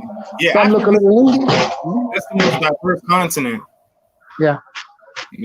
A lot of people that look very different. Yeah. From each other over there. Like the Ethiopians look almost Indian, right? Indian. Yeah. Ethiopians, Somalians, and Eritreans. Yeah, those are born Africans, East Africans. Yep. Yeah. Different. My phenotype. Go ahead. No, you go ahead. I'm sorry. Yeah, my phenotype is probably more common in West Africa and Central Africa. Yeah. But if you go to like Mali, and then you go up to the northern part of Mali, they have like what you call my features. The features that I have. Mm-hmm. Or if you go to Cape Verde. Cape Verde, yeah, right. Cape Verde, right. Hold on. But you know, I have bloodline in according to my DNA, Congo and Benin and Ghana Mm-hmm. and Ivory Coast. Those four Ivory Coast. But the majority of my blood type is Mali from Mali. And then if you go into Mali, you have different phenotypes in Mali, Yep. northern and stuff like that. Yep. Mm-hmm. Interesting. You know, you got to study that phenology, you know, the different phenotypes and stuff. You know, people don't take that into consideration, you know. Mm-hmm. They just don't take it into consideration. Man, You I know didn't what I'm even know that Sonetta was Dominican on his father's side. Yeah. I didn't even Yeah. know that until Oh, yeah. yeah, the way I Yeah. found out And the was pop. yeah. The way I found that Sonetta was part Dominican on his father's side, I found that out, you know, by Captain Cesaria. You know when he, you know, Captain, Oh, yeah. yeah, Captain, Cap is something else, right? That's like yeah, Cap is no joke. yeah. Napon, she basically, yeah, she She's told us. Dominican too, yeah. Huh? Yeah, the pod, Dominican, yeah. Yeah. Mm-hmm. Her dad is Dominican. I think her mom is part Haitian. I think she's part Haitian on her mother's side too. Yeah. A lot of Dominicans got that Haitian bloodline. Yeah. I'm not sure if it's her mom or her dad, but Can you put this? Can you throw this out, Joshua? Please. Thank you. Okay. Yeah. yeah, I was surprised. Like I thought, you know, I just thought that they were Black Americans. Well, yeah, no, because Sonetta's cousin, Shaft, 10 toes down. Yeah, he speaks a lot. He's Dominican. He speaks a lot of Spanish. He speaks Spanish. Mm-hmm.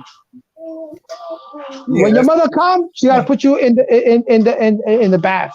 When mommy comes, she's gonna put you in the bath. This girl, bro. She's a freaking trip, bro. Hey, children can be a handful. Whew, bro. listen, bro. If you ever have any children, 2 year, oh man, my lord, that's a whole different school. Well, I spoke about that. That's maternity. It's good sometimes to watch them and stuff like that, but you know, and harness that maternity sense in you, because that's part of the energy, you know, of maternity, of caring and stuff like that. The ma part of you, but whew, man, these kids now are so active, man. Yep. Non-stop, bro. Active. And then this girl, you know, father being very athletic, you know, 6'8", big dude, basketball type. And so she's very, very why? Hey. I gotta clean my house almost every 10 minutes. Because she got the room, TV and everything there, but she'll come here and she'll bring toys and she will put toys all over the place, Corey. You know? I can't even enjoy my treadmill here. I can't do nothing. Nothing. But yeah, I mean, yes, another Dominican. Yeah, the other day he was waving the Dominican flag. I know that must have pissed a lot of people off. Yeah. I didn't even know my old supervisor. I didn't even know that he was Dominican until, you know, I seen him with the flag over his mask. Like he had a mask on, and it was like, you know, the flag on it. That was how I found, and I heard him speak Spanish. And I heard people saying that he was Hispanic. I'm like, oh wow, he is. Like, it'd be surprised. That's how you know that we are all the same. We're one same people. Yeah. There's only differences. We speak different languages. That's it. Yeah. We speak different languages. Some of us speak different languages and come from different cultures and different countries. Dr. Sabi was from Honduras and spoke very good Spanish from Honduras. Dr. Sabi. You know what I'm saying? And then you got a lot of brothers coming from Honduras, and you be like, wow, this is African. Even in Mexico, I met people in Mexico that you would never tell they were Mexican. They were very, very melanated. They look African. Yeah. And you'd be like, wow. Huh? They live in like small communities, like kind of like away from like the general population. Yeah. Yeah. The Mexicans that came over here are a mixture of Mesoamerican, mestizo. Mestizo and African also. They got African genetics, you know. Oh. They don't speak about it too much here, but they do, especially when you deal with with those cowboy hats, the Texano, the cowboy boots, those are really a lot of them are Mexicans with African descendancies. Oh, so that would make them pardos. Huh? That would make them pardos. Pardos? Yeah. Come on, what's the matter? No, you can't go over there. What time is it? Your mother should be coming soon. You gotta chill. Oh man, I need a break. Look at her. What? Oh, what's going on? I don't know. What's the matter? What do you want? Nobody paying attention to you? What do you want? What? Show me. What? This cornrow or the olive oil? You can use it as olive oil. Don't use the olive oil. If you're gonna fry anything, do not use olive oil. Huh? No. Don't use it. Well, you can use a little bit of olive oil if you're gonna do easy over eggs. Yes. What? What do you want? No. Mommy's gonna do that for you. She wants to go into the bath. Oh man. Oh man. Wow. I'm telling you, it's so stressful because this little girl, it's very, very stressful, girl. And I keep telling my daughter, but again, I'm looking at her, at least she's safe over here. Let me do a bubble bath for you, mama. At least I know that she's gonna be safe here. Give me 1 second. Yeah. Oh man. This is all day that I gotta do this on the day. When I do my podcast, it's because she's either taking a nap or her mother is here and I can escape.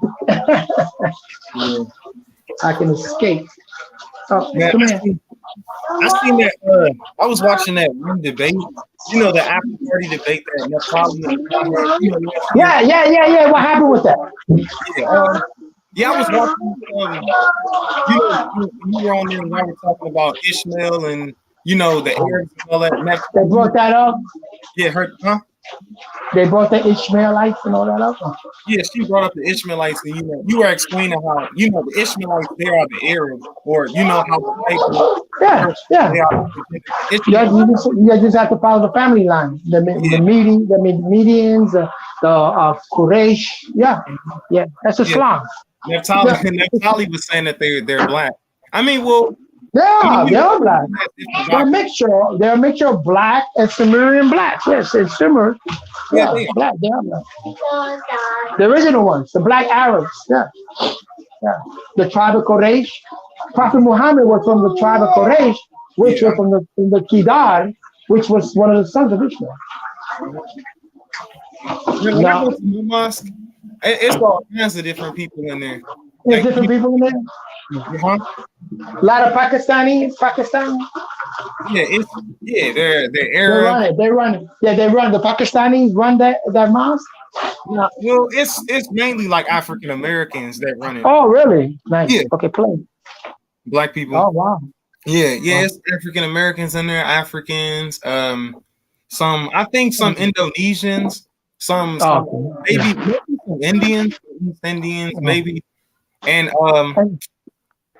that's how do they mingle with each other or we all get along. We all get along pretty good. Oh, good, nice. Yeah, they're all praising Allah subhanahu wa ta'ala. Yeah. It's a nice community. Yeah, they're all praying Allah subhanahu wa ta'ala. La ilaha illallah Muhammadan Rasulullah. When Imam Bashir, man, I can't believe it. Huh? Are you involved with Imam Bashir? Oh no, I just know about him. Oh. Yeah, he's leaning more to the Pakistanis and stuff like that. Yeah. It's pretty unfortunate that him and Sonetta had a fallout. They did? I didn't know that. Yeah, they did back. That was like last year, back in like March 2020. Wow. Did not know that. Wow. He was on live too. Oh, really? Yeah. I must have missed that. Missed that. They were having a conversation about, Imam, he was like, Bashir, he was doing a presentation on how, why Islam, Ahmadiyya is good for black people. And, Sonetta was questioning him on like, okay, would you feed the non-believer, your black brother? who was a non-believer. Oh, wow. Would you feed the white man who is a believer? Just like you. And he's talking, and what's the name? I think you remember I should have said, you're asking me a question that a cracker would ask me. He was like, yes, I know that sometimes instigates certain things that you gotta be like, wow, why is something that? But he's doing that, because that's what he does. You know what I mean? Yeah, but wow. Well, in the Quran, it does says that Muhammad came to the black and red race. And makes a distinction, black and red race. What is the red race? Because in Arabia, you have people that was of the red race, like Uthman and Abu Bakr. They were of the red tribe. Their color, like what you see me. I'm a little reddish, like my grandmother, reddish. You know what I'm saying? And then you had the blacks, Arab, in Arabia. You know what I'm saying? You had those black Arab. So yeah. It doesn't say anything about Caucasian, but because that particular branch of Islam, from Turkey and those Mesopotamia areas, was a Turkish type of Muslims. It's different than the Muslims. You had two branches. You had Muslims and then you had Muslims. You see in the word Muslim, Muhammad, one who's praying, or Mudrasru, one who studies, one who is a peace, Muslim. Then when you do the Muslim, the O in Islam is always represented by death. So one who is not, because he is a Muslim, that means I'm not about peace. That's why you have a lot of what they call terrorists, and they're always bombing and killing, and a lot of killing because they are Muslims. That's their way of life. They're Muslims. Muslims are not like that. Muslim praise Allah, prays 5 times a day. Peace. They were supposed to be about peace. So that's the difference. You got Muslim and you got Muslims, and that's the breakdown. So Imam Bashir got to be careful with that. He's got to know that these things exist. He's got to break it down. I don't know if he knows about it. Yeah. I know that Brother Polite was school on that. Man, I got attacked like a couple of times on the HOK, for being a Muslim. Like first it was Sonetter at first. He was like, did you know the history of Islam? What they did, what the Arab people did to African people.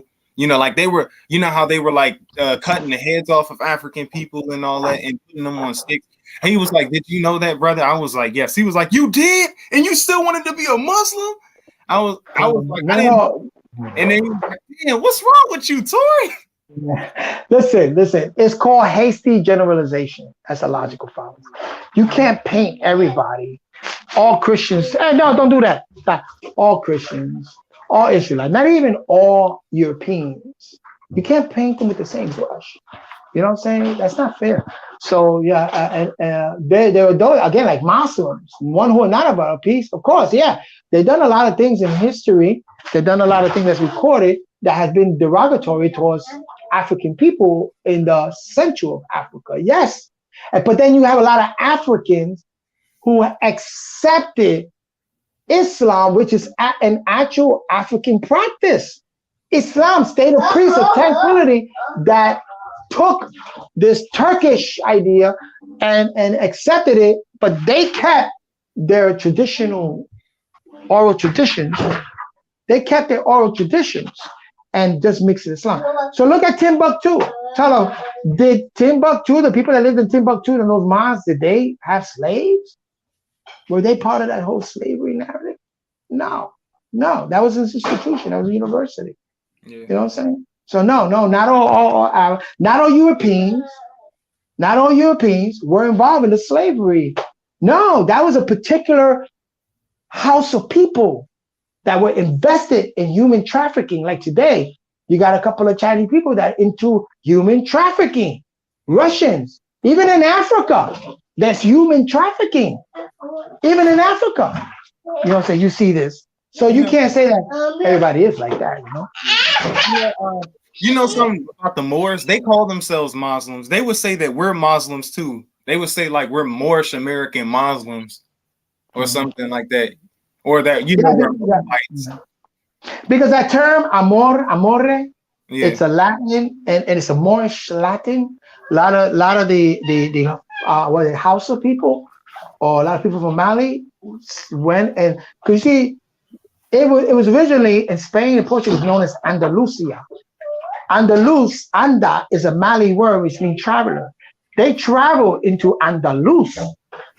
And so, you know what I'm saying, you know, they that language from Latin, German mixed in with the Moorish, you know what I'm saying? And so yeah, you get a lot of words like that, like amore, and stuff like that.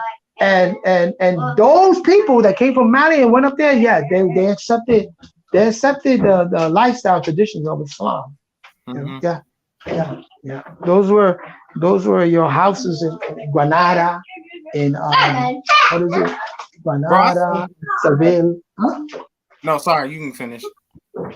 No, I'm just saying those different institutions like Alhambra, that's the Arabic word, means the red fortress. Red, Hambra means red. And so yeah, in the language, so yeah, a lot of those they were called amor, those dear ones, the love ones, they settled in there, yeah, and you know they were classified as Moors, yeah, they were Muslims, yeah. Man, the second time when I got attacked for being a Muslim was like that was when Chris Harris was on there. You know Chris Harris, Chris MVP. Yeah, Chris, yeah, brother. Him and people yeah. That brother, you know, is intelligent and stuff like that, and he's slick because he uses a lot of tactic from debating and argument tactic. He uses that, and you got to be careful with that. You know what I'm saying? You really got to be careful because they have that skill. But you can break it down. You can break it down to them and says, you know what? You know, you're speculating on a lot of. This is what I tell them, and the kid gets them all the time, Tori. You're speculating a lot of things because you've never been there. You're speculating even about Islam, but you never was a Muslim. You never experienced a lifestyle. See, I'm a Muslim. I experience and I'm experimenting with Islam. Not you, right? If you did, reveal that to me. But not you.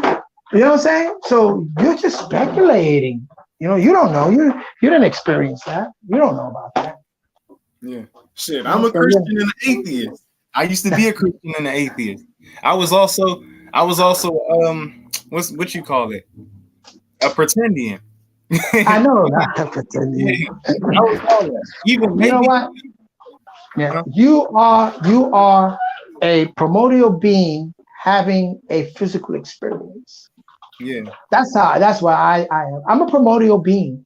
You know what I'm saying? This particle that manifests in this human body from nature. You know, and I stand on that. I'm an expression of natural nature. I'm an expression of a particle that was in the womb of my mother, and I came out of the waters of the wombs of my mother. I'm in that expression. But if you want to label me this and that, and if you want to ask me like that brother of Major Key, I'm more leaning to a mystic life. And what is a mystic? Is that we try to find, we balance ourselves from the unseen, because 96 of the universe is unseen to our eyes, we don't know, to the seen through imagination. We use imagination to take that which is formless and make it into a form. That's it. Go ahead, Tari. Yeah. Simple. You know what I'm saying? I'm experiencing things just like you. I'm experiencing, and you know, when people want to classify you a certain way, they want to put you in a box. That's classism. You said it, right? Classism. They want to put you in a box. Yeah, brother. I ain't even gonna lie. Sometimes I'd be scared to speak my opinion. Like when I be over there. Like I said, I love. Like sometimes I'm scared to speak my opinion because like I feel like sometimes they can be a little judgmental sometimes, and like they seem like they take things too personal. Well, look what happened to me. Just to reveal to you, Sanetta even took my wrench because I went on. I went on the what they call it, the Lions Den. Yeah. But that's kind of a little hypocritical because Sanetta goes on the Lions Den. Mm-hmm. He goes on Judah Nazareth. Exactly. You can go on those podcasts, but I can't do it. And then and you can see the video. I never called Jabari a scam. I'm gonna tell him I can't call him a scam or anything because unless you scam me, then I got the right to call you a scammer. But I don't know. And Jabari even admitted, yeah, CeeLo's a little measured, CeeLo's a little not out the box like my brother Hansu. But I think Sanetta has a business arrangement with him. So I think that kind of like, he said like, well, wait a minute, yo, I make money off of Jabari. Any people that subscribe to him and want to take this trip and pay to want to be a priest, $4,500, and they want to, I get a piece of that. And they mentioned my names and they came through Sanetta. Sanetta, promoted him a lot. CeeLo, I kind of used to be the same way. Like I used to attack theists. When I was an atheist, I was an angry atheist. I was an anti-theist. Really? You know what an anti-theist is? Yeah. I was one of those. I was one of those guys. Like I used to hate theists. I used to hate theists. Like I had so much hatred. Because it was mainly not Christianity. It was forced onto me, and I guess I was really hurt. I was angry, and I was hurt. Let me ask you something, Tori. Yeah. Sorry. Yeah. You was. I say that happens. Mm-hmm. Let me ask you a question because somebody brought it up to me. They say, yo, Sanetta blasted you for being on the Lions Den. Did you ever get blasted for being in the Lions Den? Nah, I got blasted. Wait, what did he like? What was he saying about you? No. I mean, it was an email that he wrote to me, and he called me a lot of names because he's saying, "How can I dare you go to Lions Den or whatever?" But then somebody told me, "Oh yeah, he did the same thing to Tori." Yeah, I got blasted for being on Judah Nazareth, and we were just doing a lesson. We were just doing a lesson. We weren't even like saying anything. We weren't like saying anything negative about anyone. We were just doing like a lesson on religion, on Islam, religion. and the Torah and all that. And he just got offended by it. Yeah. Well, nobody's perfect. Even Sanetta, he ain't perfect. So sometimes he'll fly over the handle, whatever. But that's how he do. You know what I'm saying? He ain't perfect. And I even said it on this podcast. Oh, I learned how to forgive my brothers. I don't forget, but I'm careful this time, and it's okay. I don't need a wrench. I'm not there for that. You gave me a wrench because you wanted to, but I'm not there for that. You know what I'm saying? And he even put the comment on the stream like, "Hey, listen, and I said, yo, I forgive my brother. That's what he want to get to be and get down like that. Fine." And Jabari too. I told him, yo, listen, bro, I'm supporting. I tell him, look, I don't like anybody speaking derogatory about any master teacher. Why? Because every master teacher has students. And once you do that, you're going to be attacked by their students. Why cause that type of conflict? Stop. CeeLo, why? Bro, it seems like I could like disagree with them. I disagree with somebody on something and they throw a fit. Like I could disagree. Like I don't feel like the Abrahamic faiths, I don't believe that any of them came from Egypt. I don't believe that none of that comes from Kemet. And it seems like if I were to say that, then they would be like, "Oh, how could you not see it? Oh, it's there. It's clearly, it's right in front of your face. Oh, you hate yourself. You're self-hating." And I'm like, dude, I think the Abrahamic faith took and borrowed from Kemetic. What was that?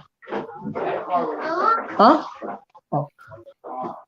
Yeah, I think that and not that I think that that'll be an opinion, but what I've researched and what makes sense to me is that though Abrahamic faith, just like Christianity and all, they borrow from other civilizations. Because if you have a successful business, that model, and I want to form a business, I want to learn from your model, and I might even adopt some of that model to further my business. Same thing. I believe that a lot of these schools of thought borrowed from other schools of thought, and not only Kemet. I think they borrowed from India, They borrow from from the Mesoamerica, from the Incas, the Toltec. They borrow certain concept, ideas, and principles. They take it and rebrand it. You know what I'm saying? So that it could further their economics. Because at the core of it, Tori, is all economics, bro. Even when you watch Sanetta, even when you discuss people, even when you get involved with religion, and religion, it's all economics. You got to look at the person that's benefiting the most. It's all economics. Like me, I like, I respect the fact that, Nepal, I like that she respects people's beliefs. She's not the kind of person to force her beliefs on other people, and she doesn't bad talk people, for having their beliefs. Like, if that's what you believe, that's fine. That's your path. That's your experience. I have mine, you have yours, and you respect me, I respect you. But like, how could you believe that? What's wrong with you, like, brother? Yeah, how could you he pushes a button. He pushes a button. Yeah. I have fun. It was like that. He knows. I laugh. I have fun. He never tried that with me. Huh? He never tried that with me. And Nepal is doing her studies. She's an intelligent young lady, and again, she sees the goal and the end goal and the prize, and that's what she's focusing on. But at the same time, she's learning. I had a little fallout with her about the metaphysics and Kemet, because I didn't mean to do that. And I might have been wrong for it. I didn't mean to do that, but I was just sharing with a private class. And she texted me and says, I'm the teacher of this class. You know what I'm saying? So you need to and I'm like, I always recognize that you're the teacher. But you sometimes wanted me to be a guest, and you wanted me to address your class. You know what I'm saying? So sometimes I'm going to address it. You know what I'm saying? So I'm not one. I don't think that I need to sit at your feet because I don't think you have the experience like I do. I've been doing this for 45 years. I will sit at the feet of the youth, like you, Tori, because I'm like, you're experiencing a youth. So I'm reminiscing like when I was a youth, but you're in a whole different era. You're in a whole electronic, when I was in my youthful days, we didn't have games, we didn't have cell phones. You know what I'm saying? You're in a different era. You could teach me how are you navigating around these conditions. So I want to learn that. You know what I'm saying? So Tori, I'm gonna let it go here. I thank you very much for coming by and these conversations and stuff. But I gotta get this girl out of here. And I thank you, man. Thank you very much, bro. All right. Peace. Salud.